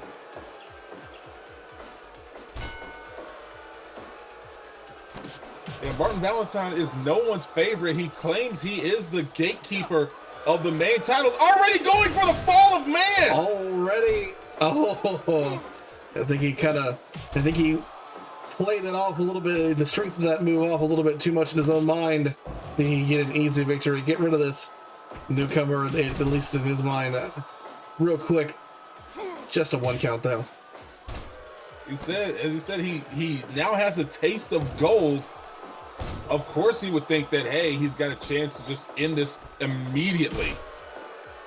Getting the drop kick that time, then an elbow drop off the run. Missing both those lariats. Big spin. Into the big spin. Spins for spins. And here you go, already that little sling blade. Oh. Reverse STO, but Martin is right back up. Yeah, I think he found that move and basically scattered it out in such a way. But it did not affect him as much as I think Darrell hoped it would. It was a rake of the eyes, gripping against the eye holes of the mask, but finally hitting that lariat. Nasty lariat there. The low angle drop kick. Now, if you have not watched any of OWO, Darius Costa was the first to challenge for the title, along with Alysha Vexxing, getting the shot at the then vacant OWO Heavyweight Championship. He has put on a lot of great and amazing matches, but has yet to taste gold himself aside from that Freestyle Championship. Now he's got a chance to step up and upgrade. Indeed, indeed. He could have gone for the junior weight, but I think it's one of those things where he saw the competition there and how it was getting more and more fierce. Oh, Canadian Destroyer off the top rope. Canadian Destroyer counter from Darius Costa. Yeah, just because he saw the OWO junior weight division getting so fierce, decided perhaps to try his hand at the Intercontinental one. But just because he's skipping over into the other league here to try his hand doesn't mean he's a slouch by any means.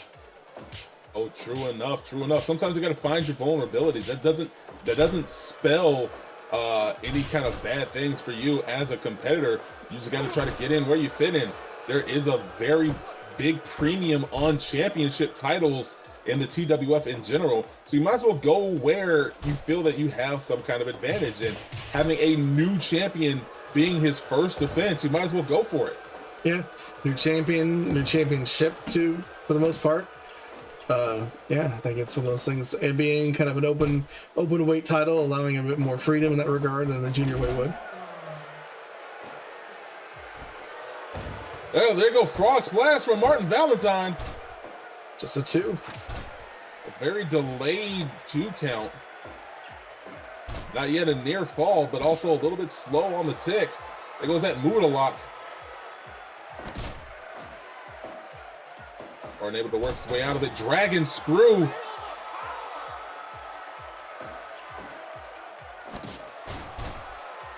Ooh, that neck breaker. Taking it from behind again, tossing them into the ropes. There it is, another Mexican cutter. Martin back up immediately, but Dario's just keeping the momentum going. Martin moves. Oh, dropping him right on his head. Uh-oh, Martin might be in trouble. Uh-oh. Let's see who gets up first out of this one. Kind of, well, both at the same time. Missing the cutter, though.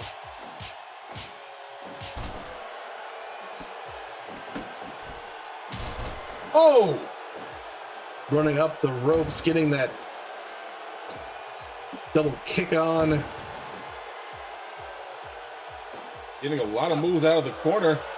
Here he goes. Fallen man, but he might be too close to the ropes. Too close to the ropes. Darius saved again. Dropping Martin right on his head. Getting that lariat, one lariat. There goes that rolling European uppercut. Oh, onto the ropes here. Dragon screw. Another dragon screw.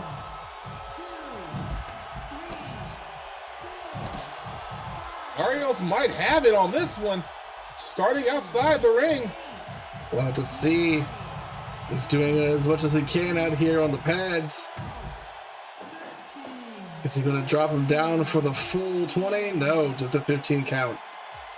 Martin had the championship advantage, but he knows that he's got to represent for TCW. Elbow drop off the top rope. Just a 2 count off of that elbow drop. DDT. Body press. 2. No. Kicks out at 2 for Martin. Another lariat. Another elbow big drop. Elbow. Holds it. 2 count. Finally getting an exchange of blows. This might slow things down. Drop kick. Darius is down. Another elbow drop. Darius is kicking out again. Stomping a mud hole and walking it dry. And then once again calling for those elbow drop and delivering. Soup bones. I think he's, waiting for. Oh. Up kick. Once again with the elbow drop. Jesus, those elbows. Another elbow. He's going to be breaking Darius' back. Darius just getting destroyed in that corner. Oh, getting a little momentum switch here maybe though. No, float over. Out. Oh! Jumping complete shot. Soup bones for days.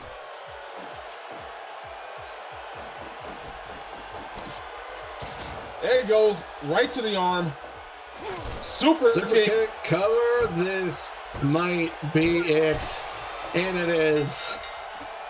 Martin Valentine retaining after a nearly 20-minute battle with the challenger, Darius Costa. Darius giving up gold to try to get gold and coming away completely empty-handed.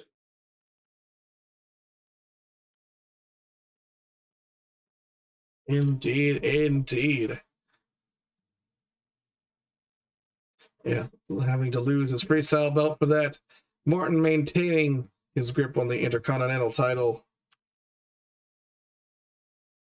Bit of a shame for Darius Costa, but I'm sure he'll get back into it.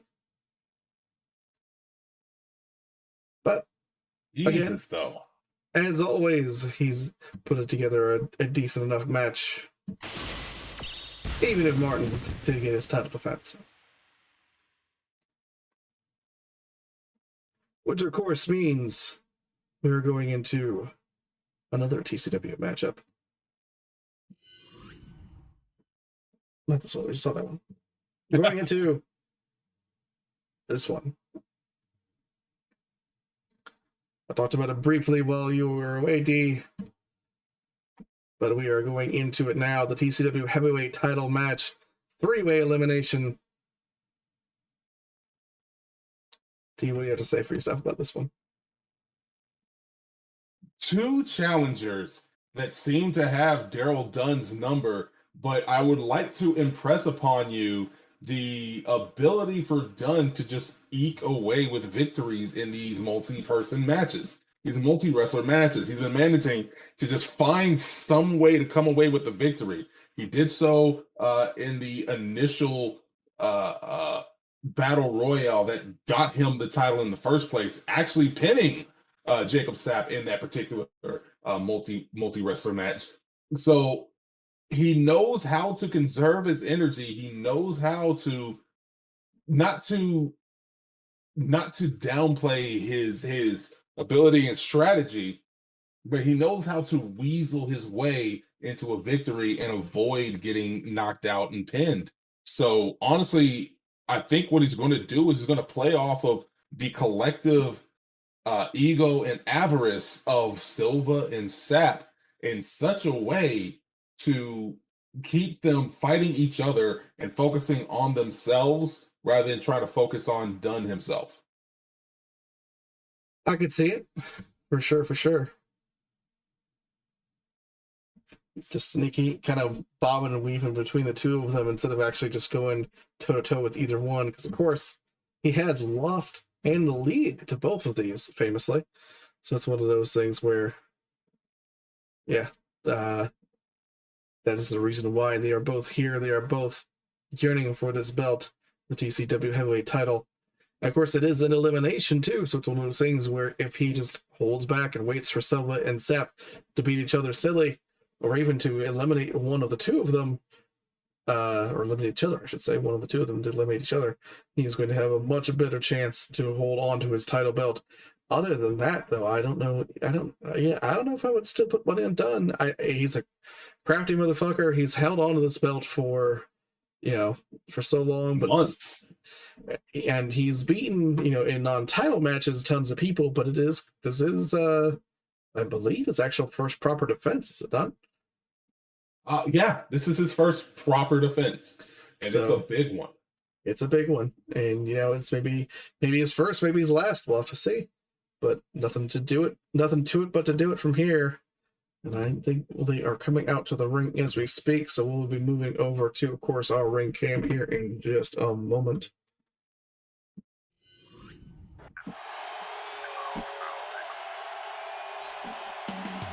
Thing that we care about over here is Big Fight Phil. And honestly, Sapp came into my office demanding a match against Darrell Dunn. He figured since he made it to the finals, he should get first dibs at our main championship. Now, I was willing to give him that, but also impressed upon him the fact that Silva himself has a couple of victories over Dunn.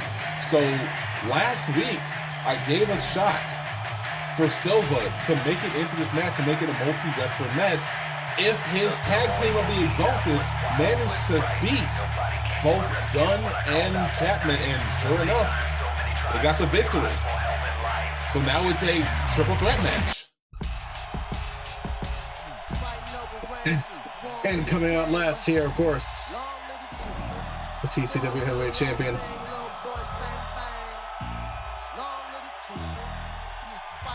Dunn, as we said, it's a Big Fight Phil. He's sporting some new gear, just showing you, he's like, I am the chief. I am the final boss. Come at me.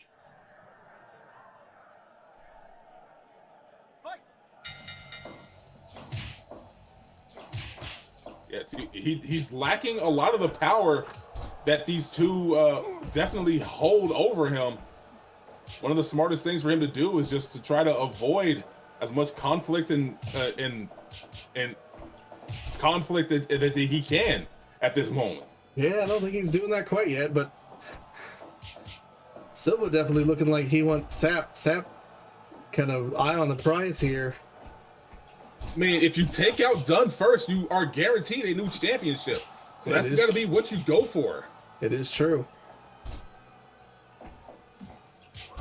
But I think with the amount of ego and the amount of just pure power in the middle of this ring, I don't think they're going to be going for anything too tactical. I think this is just kind of going to be just kind of a multi-man beating.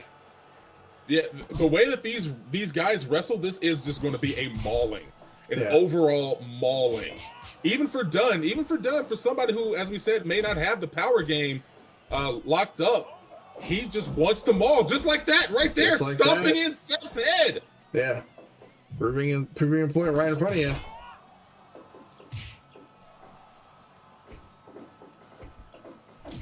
Oh, Sapp's using one person to run into another person.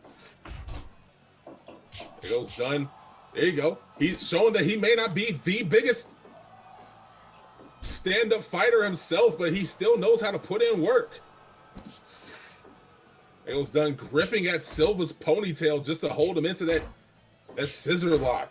And Sapp perhaps rather smartly letting him do it there. Of course, like I said, it is an elimination match, so it's one of those things where outside of just ego, and as I said at the beginning, there's plenty of it here. But outside of ego, there's nothing really saying that you have to break up any of these. Double leg takedown, but getting forced off. So far, Sapp has not used that sickle. No, so far. See, one of the things that Dunn had issues with when it came down to fighting Silva is the fact that Silva was able to avoid all those attempted takedowns. Now it's a little bit harder to do so because you've got an extra opponent taking up all of your mental capacity. All of your awareness has got to be going for him. But this might actually be to Dunn's advantage despite having more opponents.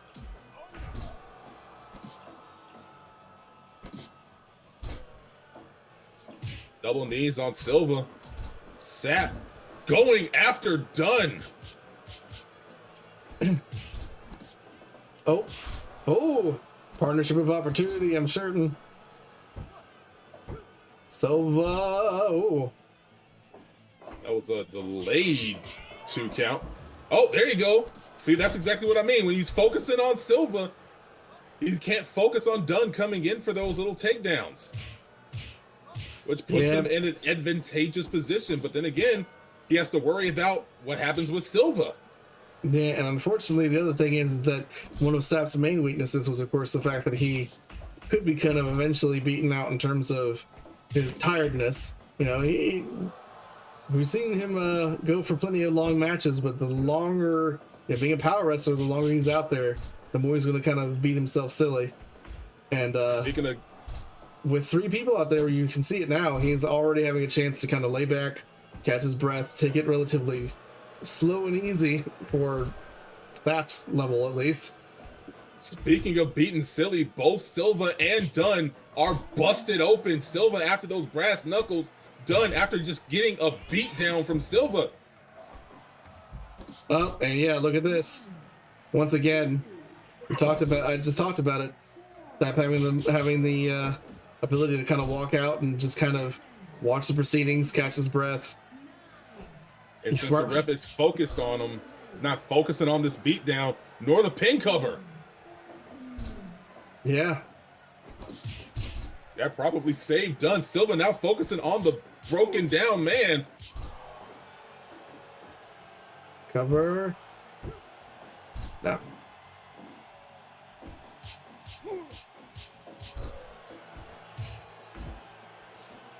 There you go, that harsh kick to the chest. There it goes. Oh, standing V-trigger. Kicks all around. Oh, goes for that dangerous DDT, but unfortunately, nobody home. Oh, patella brainbuster. Might be in trouble. Snap of the fingers. Ooh, it's a big judo. That rolling elbow. Judo takedown on one hand, getting sapped to the back in the other.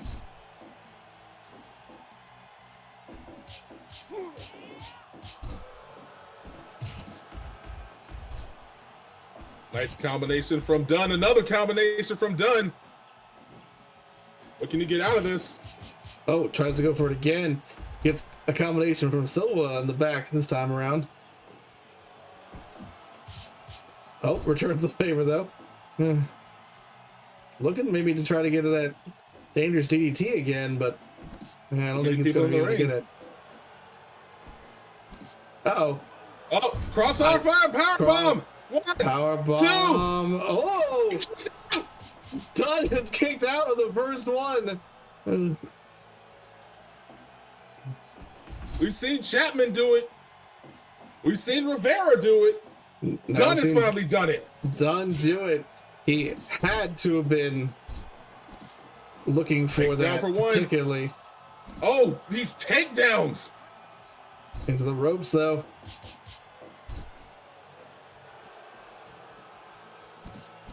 Silva not paying attention. There goes that torture. Oh, he taps out. Oh, stretch out Sapp. Silva giving him one to go home on.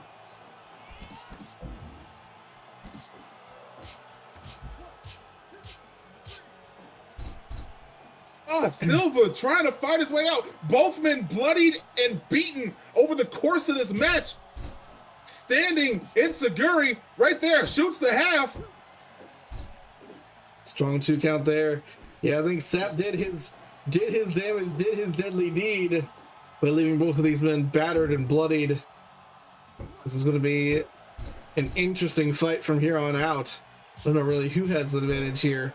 Silva, of course, with the advantage in the sense that he has won before.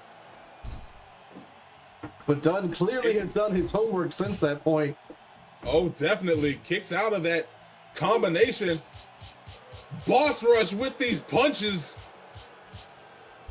Oh. Dunn's right back up, though. Dunn's right back up. Oh, hard countered, though.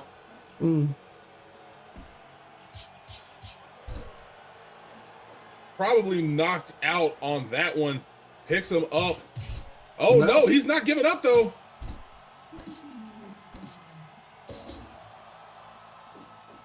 He is not done stomping his face in. Stomping his face in.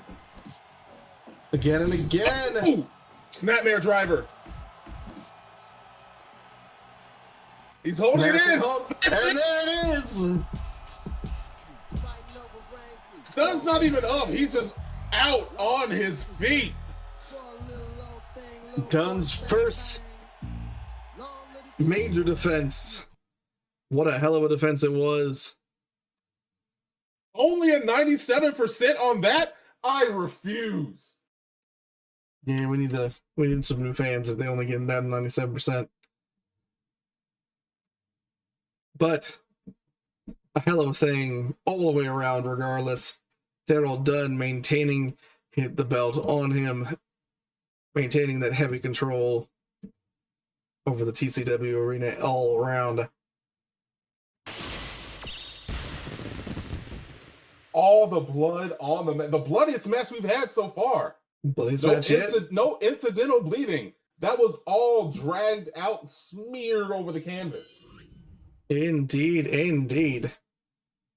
And all pretty much brought on by Sapp, although, as you said, Silva and his hard way punches, a little bit of that as well.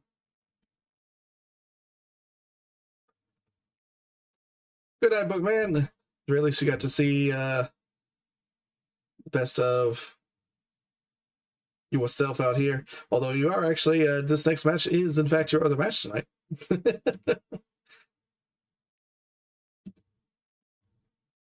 Jesus. And once again, we have Bookman. And we are ready to show the world what he's got in store against Enyoeman, a newly formed tag team. They actually didn't make it into the tournament, but their new forming has brought a lot of attention to the tag team division. And we decided, you know what, let's give them a shot. Let's throw them right into the fire and see if they can force themselves. Either they'll get the win or they'll get exposed. But you know what they say? Pressure either busts pipes or forms diamonds. Indeed, indeed. Yeah, as you said, they were not able to get into the tag team tournament. But they did have one hell of a matchup, a surprising matchup, in a surprising feature, I do believe. Not last Friday, but the last Wednesday, in fact. And that got us to thinking that why don't we throw them up against, as you said, right into the fire here against those Zero Stone Ring, the pair who won our tag team title.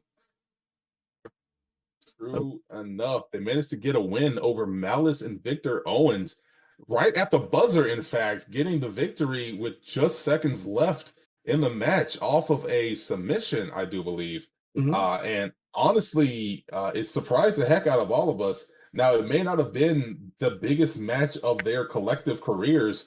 Coleman with, 42 years under his belt as, a human being, 42 years old. Sorry, that was a weird way to say that. But this may not have been the biggest test for them as a tag team, but it was a test. And we figure, let's see what happens. We need fresh new blood in the tag team division, and Enyoeman is somebody that we wanted to take a look at. They might end up stealing a victory here. Who knows? They might just. But that does mean we are going, of course, to our ring camera once again as they come out for this particular matchup.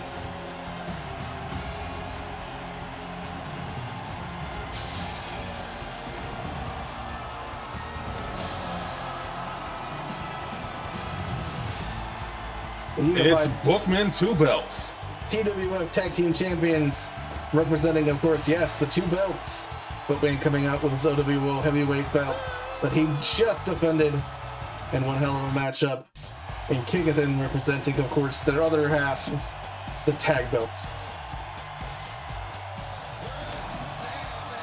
I know El Coleman is a little bit intrigued about what he's coming out to. Ale, this is what we call music.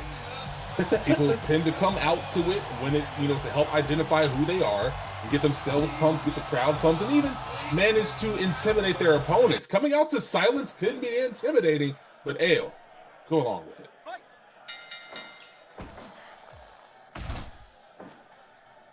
Bookman definitely showing that the spine of his particular manuscript is definitely strong enough to carry the weight of the TWF and OWO respectively, holding both the tag team and the OWO championships.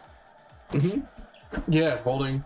It said the first man in TWF to hold both to hold 2 belts at all, but also to the only first one to have both a sort of a league belt, whether it be OWO or TCW specific belts, and of course to have a unified TWF belt under their wing at the same time.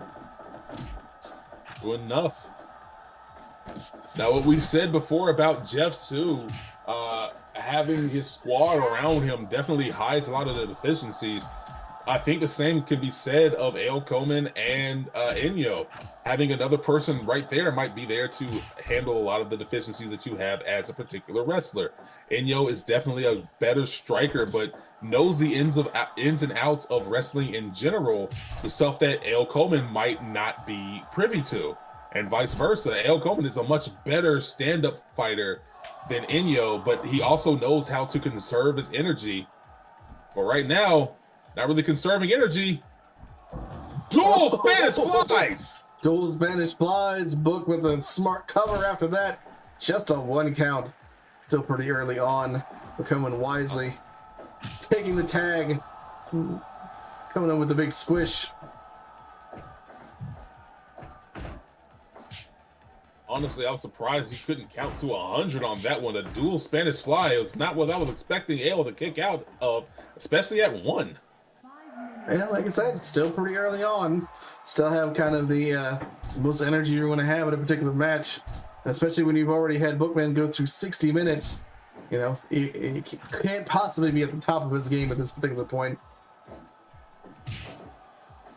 Although Well, I doubt you'll be able that to see too much of him not being at the top of his game. But I was about to say, it's like, you may say that, but honestly, like, so far he's been showing that he is at the top of his game. Whether or not that's a testament to him and his partner King of Dendelin, or whether or not it's to the lack of experience in the tag team division for El Coleman and Enyo. yeah, possibly one little bit of A, a little bit of B. There it goes, force him down right there into that cross arm breaker. King of the Denland not even trying to watch out. Oh, there you go. A run up head scissors. Kingpin wasn't even trying to come in to get the save on Bookman. But then again, that's more to the trust of this particular team. Yeah, for sure. Oh, float over. Off the ropes, head scissors again. Tag out to King of the. Kingpin doing the smart thing, stopping whatever offense Enyo was trying to get going. And that's one of the things that Kingpin and Bookman have done well in this particular instance. They managed to, after a pin, or I mean after a tag, they managed to work on trying to ensure that their opponents don't get any momentum going on their behest. Yeah, they're quite good at keeping that momentum on their side and quite good at stopping it with a enemy team.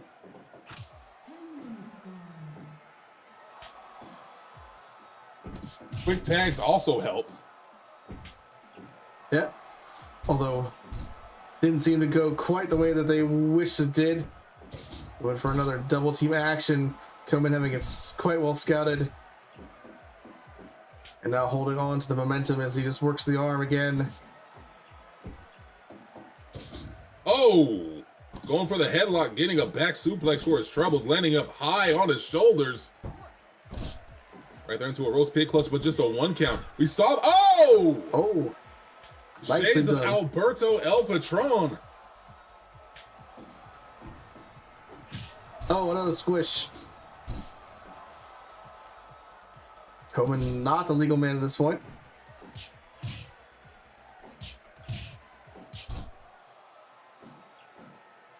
What's up, King of the Devlin? Takes the back. Oh, there you go. The bounty's mark. So still have a feeling that Enyo may have to rework that move. It's one of those things where we saw it in the league. It did not really do for her what it kind of should. I always wonder if she certainly is. Yeah, she shouldn't start focusing on that black mass and kind of perfecting that instead.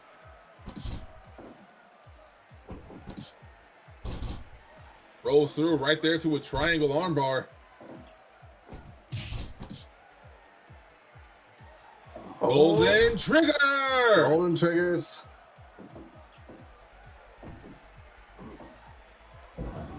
Falcon arrow, but too close to the ropes. Too close to the ropes, too close to El Coleman too.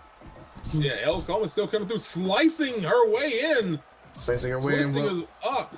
Well done too, as it was right as Bookman was heading back to the tag rope for his necessary touch before he could get back in to assist. And their own version of the golden trigger.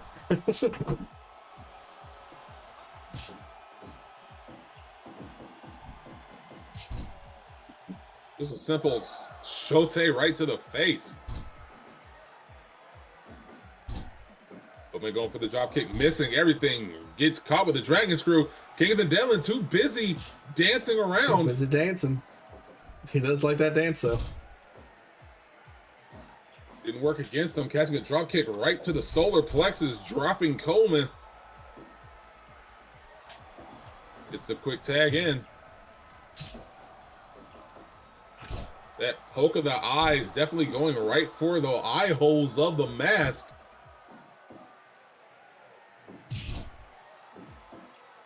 think they need to work on Bookman a little bit more. He does seem to be the less fresh opponent. Yeah, not surprisingly. Kingston coming in with the not having a 60-minute match just a little bit ago. Oh, rolls through on this one. Too close to the ropes off the victory roll. Oh, right there. That rolling hammerlock. Oh, getting a little bit of the figure four action. Bookman, of course, once again, not the legal man.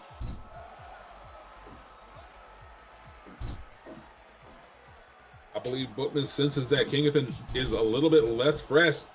Getting drop kicked out of the ring. Enyo walking her way into enemy territory. Oh, nice little double attack there. And then float over from Enyoeman to attack onto Enyo, who was in fact the legal person. Exchange of blows along the rope line. Enyo just losing that one, getting picked up. Honestly, as we said, we got to find a way to start working Bookman a little bit more, because Kingston Devlin, despite not having the 60-minute match, is the most vulnerable out of the two. Yeah.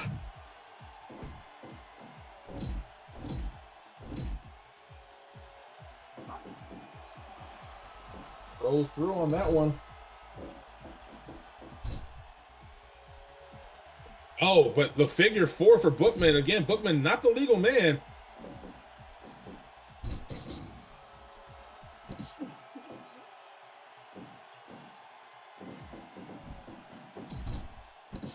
Simple low kick, La Maestral. Doesn't even get a 1 count on that. Oh, kind of fade into armbar. Into a bit of a schmoz here as everyone going back and forth on these tag ropes. Oh, break. Once again. Enyo, though, not intercepting Bookman on those breakups of the submission holds.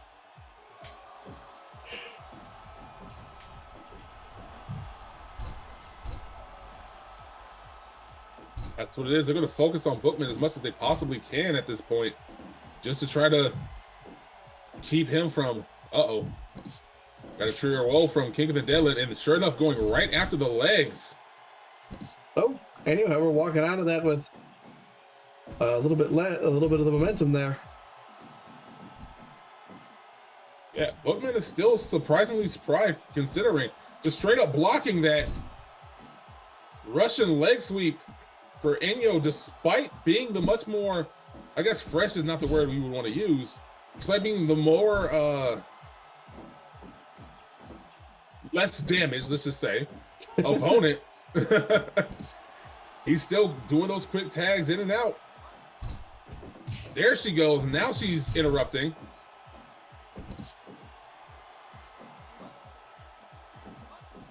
Got to touch that tag rope before you can come back out. Yep. Yeah, saving grace keeps you from just being able to stay out there and act basically as a second partner. Or a second participant, I should say. There you go. Just escapes the attempted back guard.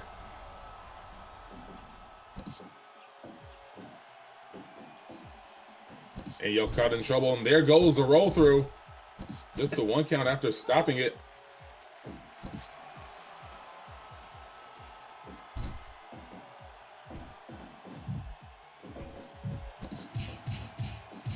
Knees right to the midsection. That's what you got to start going for. You got to start going for the basket. You got to start going for that tank, just to try to use the fact that he's already had a lengthy match in his own right against him. So far, it's not been working out for Enyoeman. Oh, close on that one. Oh, Bounty's mark. Bounty's mark. Double submission there. Always lovely to see. Oh, haluva kick. Uh-oh. Bookman holding on to L, but didn't work out for him. Oh, drop kick. Remember, this is a 45-minute match. Indeed, indeed.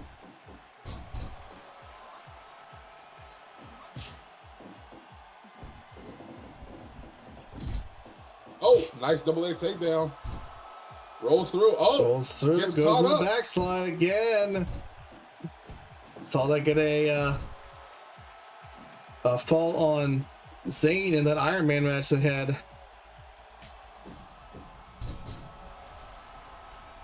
The cross arm breaker. He's not the legal man, but it is still wearing down Bookman. And you can see from just the kind of the way he's walking. A little bit more tired than he was at the beginning of this match, but that's what happens. Figure 4 jackknife. This time Kingdom is coming out. A little close to the rope. Oh, that dragon screw off the top rope now. Trying to... Oh! Bit of a miscommunication. Miscommunication, yep. But went out on the apron. Bulldog from Kingeth and Deadland. That high roundhouse kick. There it is, that roast pig clutch. A little bit low, late. Oh. Still kicked out. But when doing... working slow, but was able to get it all the same. And once again with the double Slicing submission. in. Well, Carin to go to the tag rope. Once again, going after those legs. Hopefully setting up something for that figure 4 lock. Oh, right there. Diving code breaker. And that's And it. there it is. 34 minutes in. One hell of a match. I still think Enyoeman has a bright future in front of them, being able to last that long against the current champions. But they are the current champions for a reason, and that does mean that for another day, we can call Bookman the dual title. Oops. Even though technically, according to this game, it wasn't a title match. Well, It's fine. it was a title match in our eyes. Did change hands anyways. So.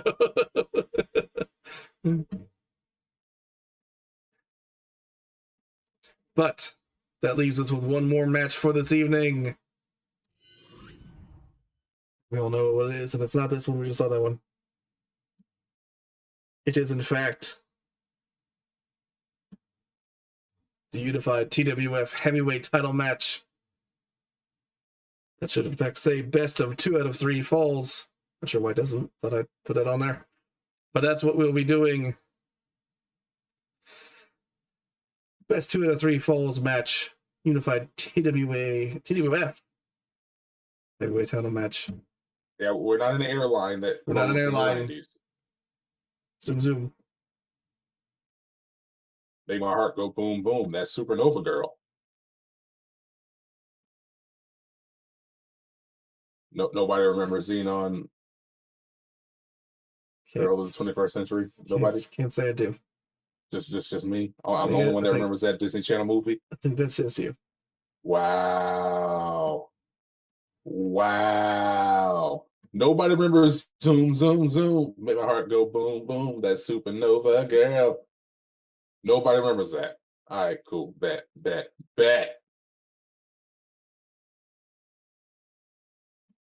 It came out in 99. That's not even that. Shit, that's 22 years ago. That movie can drink. That movie can officially drink.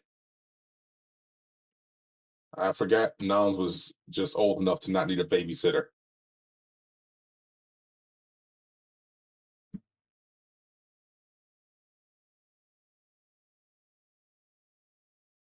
Isn't it past your... You're going to gramps me? It's past your bedtime there.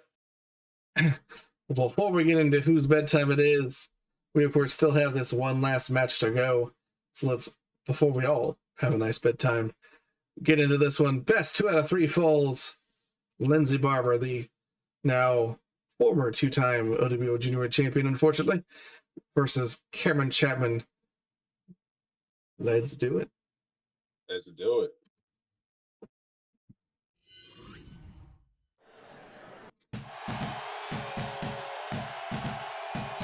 When asked what Nams' relationship was with Lyndsay Barber aside from just a tag partner, Lyndsay responded with that he's just a friend.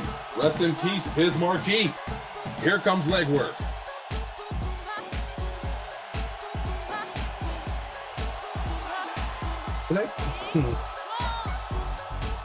Really starting to put Nums as a second. Let's hope. Well, no, I think I can't possibly do a handicap match for a title, so.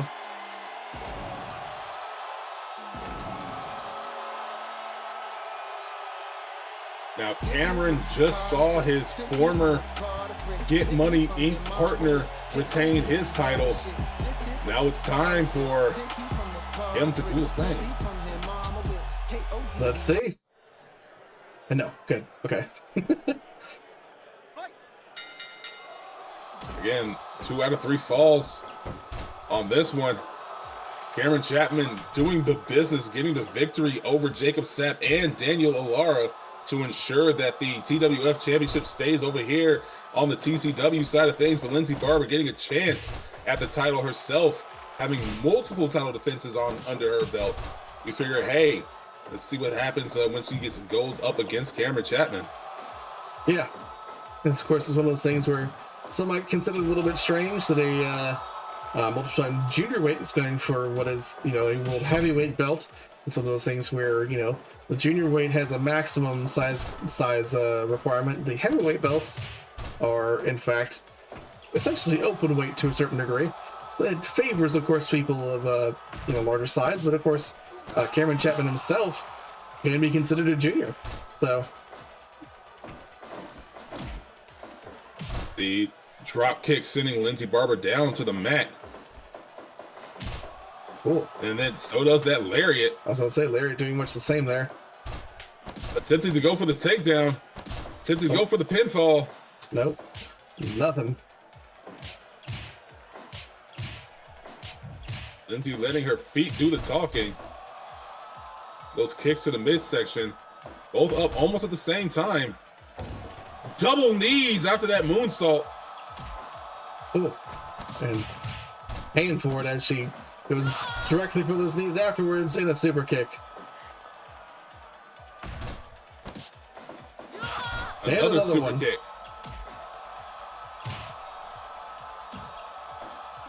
Trying to keep him at bay. Oh, counter outside. And outside the ring. Championship Very long, advantage though. still goes for the TWF champion and Cameron Chapman. So he could get counted out and still keep the title. Could be disqualified and still keep the title. But right now, I think that they have enough of a healthy respect for each other that they're not going to be going for any kind of victories like that. No, I would agree. Blocks that kick. Doesn't block that front drop kick again. Oh, there goes a standing red arrow. Just a one though. Count. 6 minutes in. Each of these technically can go for 45 minutes. We're going to make sure that, hopefully, before then a fall or submission will happen. 2 out of these 3 times. Detonation kick, but she's still down. Goes right there for the figure 4.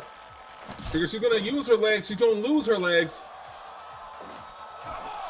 Mushroom stomp out of nowhere. Stomp. Jackknife cover. But Too close to the ropes. rolled up too close to the ropes indeed. Wing clipper.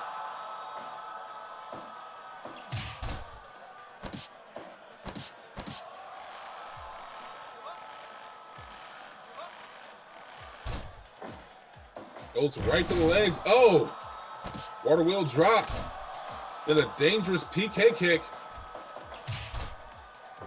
And a middle kick again. She's using her legs right now. Oh! Nice Goes counter. from daze to a lariat. Leg takedown. He's not having none of it. Kicking her right off. Getting up a little bit faster. That drop toe hold definitely doing wonders. Not staying down long enough for her to use that running attack. Reversing a possible attempt at a wing clipper.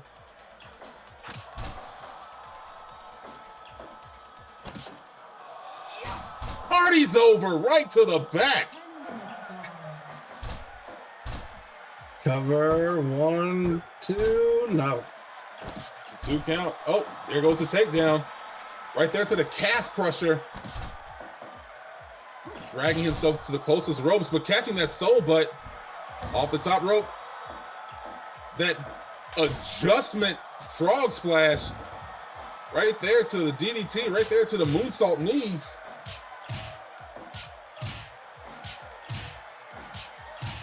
Now this is the first official title defense for the TWF Championship.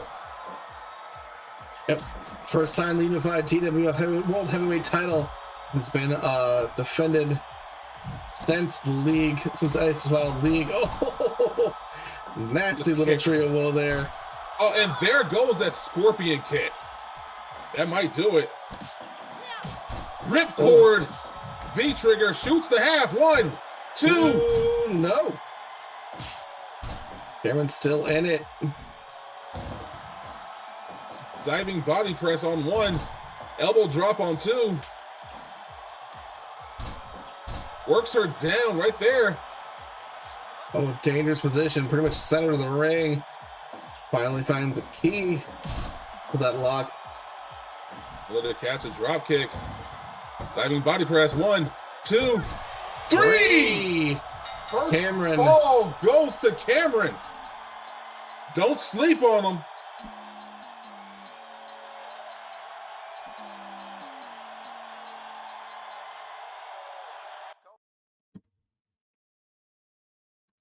First fall goes to Cameron, indeed. A nice little diving body press to a pinfall there. But it's not over. Not quite. We got at least one more to go. At least one. Oops. One more matchup. One more time to see these two in action. Lyndsay has an uphill battle, not only having to pin Kam'Ron once, but twice in a row. That's going to be a hard pill to swallow for her. Oh, there goes that V-trigger right to the face. Flips out of it. I think she's going to have to speed it up a little bit more, trying to ensure that she's not going to get caught up in the corner. That's going to be her game. I don't think she has the speed to outrun Chapman, but she does have those legs to kick the head off of him. So what you got to do is you got to try to find a way to ensure that he doesn't slow you down. Yeah, it's one of those things where she kind of has to keep her distance to a certain degree, let her long legs do the talking. Oh, that's not helping though. Oh, a little bit in or out, in or out. Oh, almost out again. Almost sent her out to the ring. You got to hand it to Noms, though, doing a good job of just staying put for the time being. Being a good moral support and teammate without, of course, getting involved. Yeah. Perfect. Perfect. What a second should be doing. There you go. Rolls through. Arm whip out to the floor. Onto the mat. Kicks right to the midsection. Back and forth. Kick it across the entirety of the mat, seems like. You're compressing the chest with those kicks. It's making it harder for you to breathe. Oh, and there goes that pop-up knee. Pop-up Rolls knee. through. Quick cover. No. That rolling soul butt. Water wheel drop.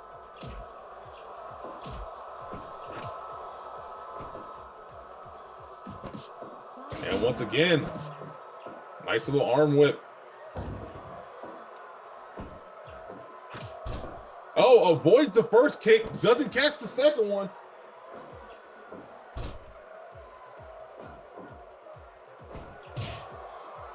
Oh, that kick dazes. Oh my God! Just puts him inside out. Kam'Ron in a half there. Oh. Returns the favor. Not out for long though, yeah. This match starts once again to speed up. Sort of a second win for both of these wrestlers. Rolling screw kick right there to a jackknife cover. 1, 2. Oh, just a 1 count. Party is over once again. Cover. This might be dangerous. No. Just a 2 count. Knee right to the midsection, sending Lyndsay down. Diving body press, getting all of that. Lyndsay's up first. Lyndsay is up first. Oh my God, those kicks. That's just brutal. Kam'Ron in half. Folds them up. Cover of her own. Just a 1 count. Gotta do a little bit more work, but again, it's all about forcing him to kick out and use up all of his energy with those kicks to the midsection. You gotta believe that he is sucking wind a little bit. Front kick, though, sends him down to the mat. Lyndsay crawling her way up to the top of the rope. Double drop kicks as she kips up out of it. Drop kick into a kip up, but gets just a nasty kick to the head of her own afterwards. Just a 2 count, though. Rojo drop into the kick to the midsection. Kick. Back into the corner now. Oh, rolling capo kick on 1. Shooting star press on the back on 2. Diving body press on 3. Diving body press on 4. Lyndsay's back up. Doing her own kicks. Oh, just a running knee. Gets him up. Go to sleep. Go to sleep. Body press. 2. No. Kicks out of that one. Backslide. Nah, too close to the ropes. Wing clipper. Wing clipper. This looking dangerous. Also the gory. 1, 2. No.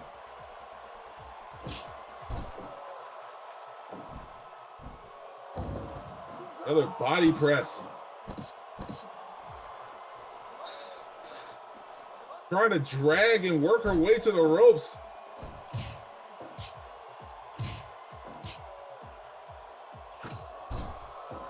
You gotta believe that Carin has a chip on his shoulder. Oh, another go to sleep. Almost outside of the ring there. Body press again. Will this be it? No. You gotta believe Carin has a chip on his shoulder, letting people know that it's not a fluke that he got those victories, that he himself is able to hold on to the title. Yeah, definitely agree with you there. But I think in the same way, Lyndsay has come a hell of a long way, even just since the league, being both one hell of a fighting champion with that junior weight belt, but showcasing that she can stand with the best of them. Those kick combinations are doing a number on Chapman. Here she comes. Oh, missing the knee. Recovered just in time. Covered nicely from that.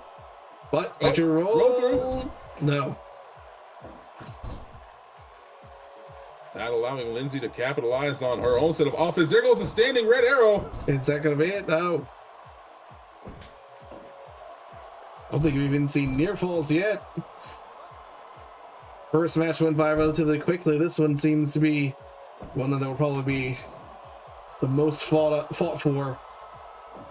Only because Lyndsay now knows that there's no going back if she does lose this one.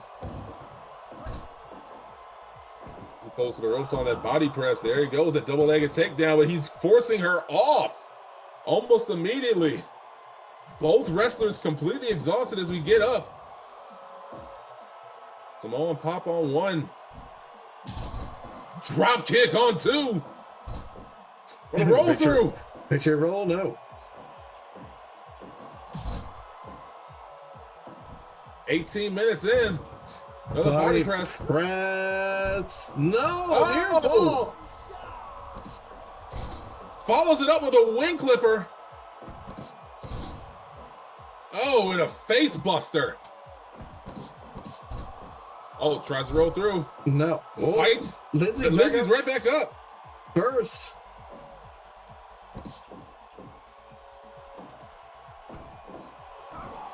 Mushroom stomp. Mushroom stomp. Cover. This has to be it. How could she walk? No! Not even a her fall. Lyndsay showing heart.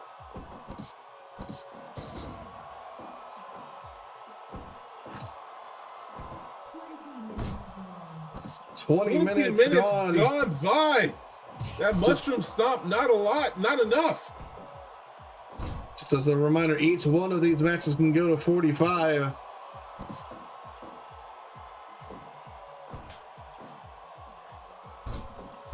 Forcing her down to the mat right there. Triangle armbar. Lyndsay not tapping out, trying to work her way to the ropes, manages to get out of it. Another wing clipper on the way. Oh, doesn't go for the cover. That may have cost him a little bit there. It really might have. Cost him a little bit more of a match here. Oh, Lyndsay up but dazed. Lost some seconds on that one. Simone pop. Oh, another wing clipper.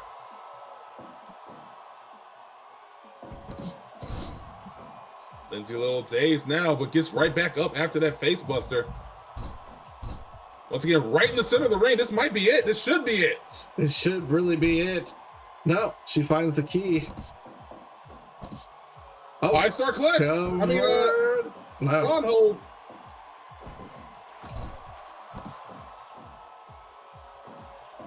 We are about to see a chapter written in Lyndsay's book if she manages to get a victory on this one. Hell, even if she just managed to go to time on this one, I think it'd be a chapter in the book. Oh, double knee Meteora right there to the face. But Lyndsay, again, right back up. She is not allowing him to capitalize off of any of these big money moves. Yeah. Oh, nice running knee. Going into another roll and go to sleep. Dragging him closer to the center of the cover. ring. We are 1, 2, no. No, Carin Chapman fighting back is like, don't praise her. I'm still in this myself. This is another near fall. Oh, he's inside out. He's inside out again, but he's right back into it too.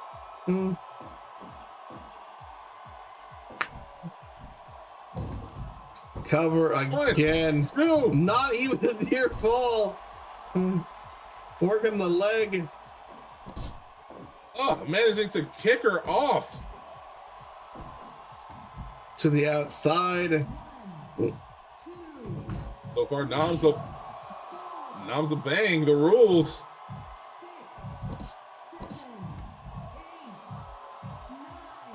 6, 7, 8, 9, Another wing clipper on the outside. No, 13 seconds. Neither one of them want to go for that count out. I was thinking maybe one of them might get a victory or at least a fall here with that, but does not look like it. Other kick to the midsection, just felling Chapman. Oh, He falls into place. but too close to those ropes.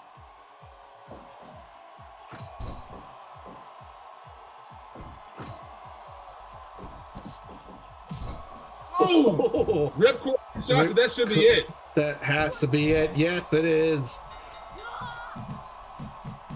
Lyndsay getting the second match. That means we have the best case scenario with a match like with a series like this. 1-1. We're going to our tiebreaker. The one that will decide this championship. I got no worse. Let's just go for it. Let's just go for it. All right. I agree with you there.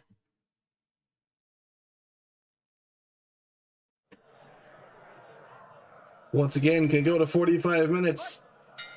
The clock's reset.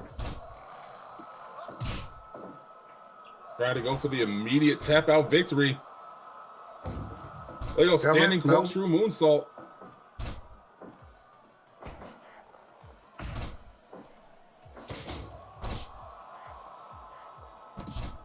now it's just a matter of who's got the most heart at this moment.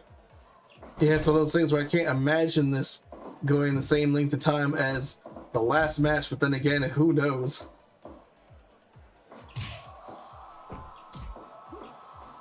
There you go, that kick to the lower extremities. Once again, though, right into that leg scissors on the neck. Slides through on one, but catches a knee right there into a Boston Crab. But again, immediate removal of the move. Oh, sliding cutter to the kneeling Lyndsay Barber. Once again.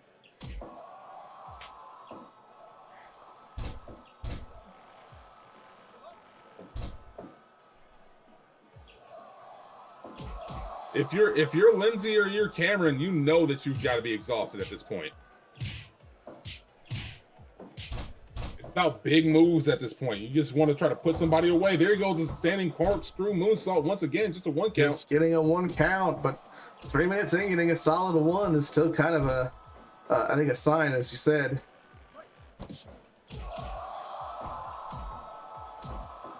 And again, using those kicks. Using those educated feet. Getting that solid counter in. Oh, can't counter that though. Not that one. Elbow drop right to the upper chest. Managing to stop the sprawl. Once again. Once again, they go for it. And once again, nothing. You got to use those legs of hers. Oh, but he's got kicks too. He's got kicks too. And he's going for... Oh! He said no big moves for this match. I think he may have heard you and took some umbrage to that. There goes those kicks. Oh! Really trying to keep him out there for possibly the entire length. Didn't quite get it, but... Oh, those knees right to the... I don't think I've ever seen Cameron this vicious. He wants to keep his title. Yeah, I think he's... Vicious is one way to call it. Desperation, I think, is another. I think he thought he had it easy with that first match. Second match proved him wrong. Now he's just trying to put her away before he really has to think about this too much, and this may do it. Oh, if he actually went for a cover. That might have did it, but that missed feint kick. Oh, Lyndsay getting her bearings. Taking the momentum here. Ankle lock, sit on the ring. No, can't Kicks hold her on. off. Oh, standing V-trigger. Kick right to the midsection. Again, another ankle hold.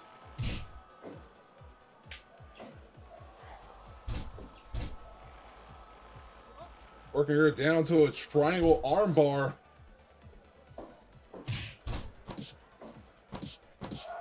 It's a battle of submissions right now. Oh my God! That's it. Cameron getting it off. I knew that couldn't possibly go as long as the second match. Both of them fighting to exhaustion. There's a lot of people who can do a 15-minute match back and forth and back and forth. You got a few of those in your career that you could expect to have against a very game opponent. There's not too many 20-minute matches, and they had to put in enough work to basically have 3 in one night. Yeah, shit, that was basically a combined. What, almost 45, maybe 50-minute match. And it was essentially kind of almost an Iron Man match in and of itself. And what an ordeal. But at the end of the day, Cameron walking away with his belt in hand once again. And with that, the parade of gold has come to an end. Game over. We saw every single belt be in contention. Well, let's see. Actually, every single belt in contention And all, unfortunately, but Oh, one second. Lyndsay Barber managed to hold on to it.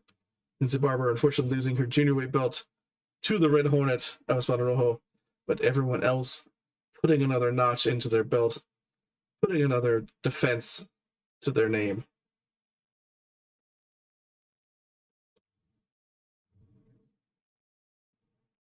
I think D just went out of the way. Otherwise, I would start my. Well, I guess I could start my standard spiel anyway, saying it's a bunch of me. I appreciate y'all for coming out here and staying with us this late into the evening. I know it's like 2 a.m. where I am. I'm ready to head towards bed. I'm sure most of you are as well. But I'm glad that you came out, saw this, and joined us for probably our most ambitious event yet in terms of the Wednesday Night Wars. It was a lot of fun. As always, you can find me over at Comrade Husky on Twitter. If you're not following me there, of course, I think most of the rest of you here are. But if you're not following me over there, go and do so. That way you can figure out when and where and what I'm doing in terms of my Twitch schedule, in terms of what I'm doing in terms of streaming, and when we are starting our, especially things like the Wednesday night streams here. He's, I think, still kind of away. I don't know where D went, but go and follow D anyway over at Heel Kaiju on Twitch and over at Heel Kaiju Gaming on YouTube, and I believe also just Heel Kaiju on YouTube as well. My YouTube can be found in the links below or around on Twitch. So I don't think I have a nice fancy name quite yet, and there's not a hell of a lot up there. Once I actually get into this whole streaming business proper, I'll hopefully be able to put some of my own stuff up on there as well. So, but keep an eye out on it. As for the stream proper, I know Makaze has been asking me, and I have been saying, of course, that I would probably start Disco Elysium, or not probably, but will start Disco Elysium on stream at some point. If unless something else comes up, I may not start that next week because I will probably be too busy watching a lot of GDQ action, considering that's starting next week. By the way, go and watch GDQ as well. It's good stuff. But maybe the week after, on Monday or Tuesday, I might start up on Disco Elysium. So if you have been waiting for me to start up that game, keep that in mind. I'll probably doing a couple other things. Maybe later this week. Yeah, maybe tomorrow, maybe Friday. I'll be doing something or other. I'll find a game that I might be able to play with friends, or rope in the shark into something here. Maybe rope in Gnomes into something here. We'll have to see. But either way, I thank you all for coming out here. We'll see by time to see if D comes back. Either way, yeah, I guess we'll just wait and see if D has anything to add. I think it's the majority of my normal spiel, normal after fun spiel.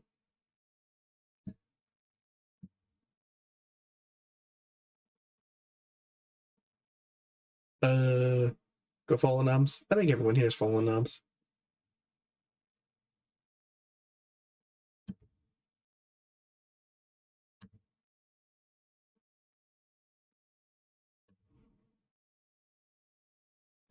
Let's see. The other thing we can see is if not that we have a huge amount of people here left, and not, I think majority of us might be heading to bed, but if there is someone that we might be able to go over and say, at least wave to and say, hey, you're doing good in terms of a short raid.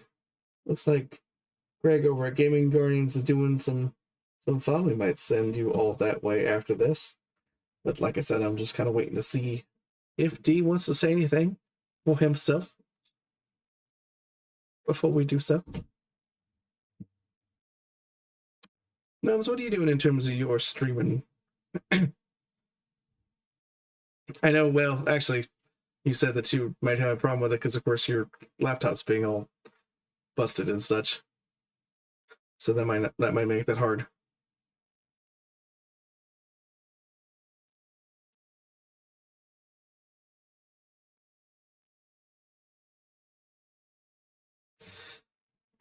Take care, Makaze.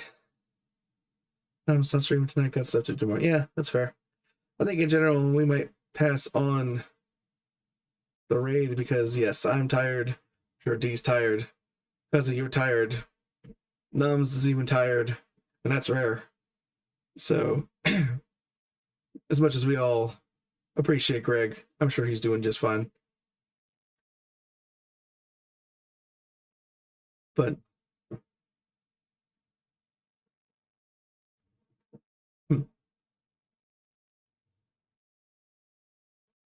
Dave ran off of me right at the last minute. Didn't really want to end the stream before I had a chance. He had a chance to say something. Oh, wait. Air voices.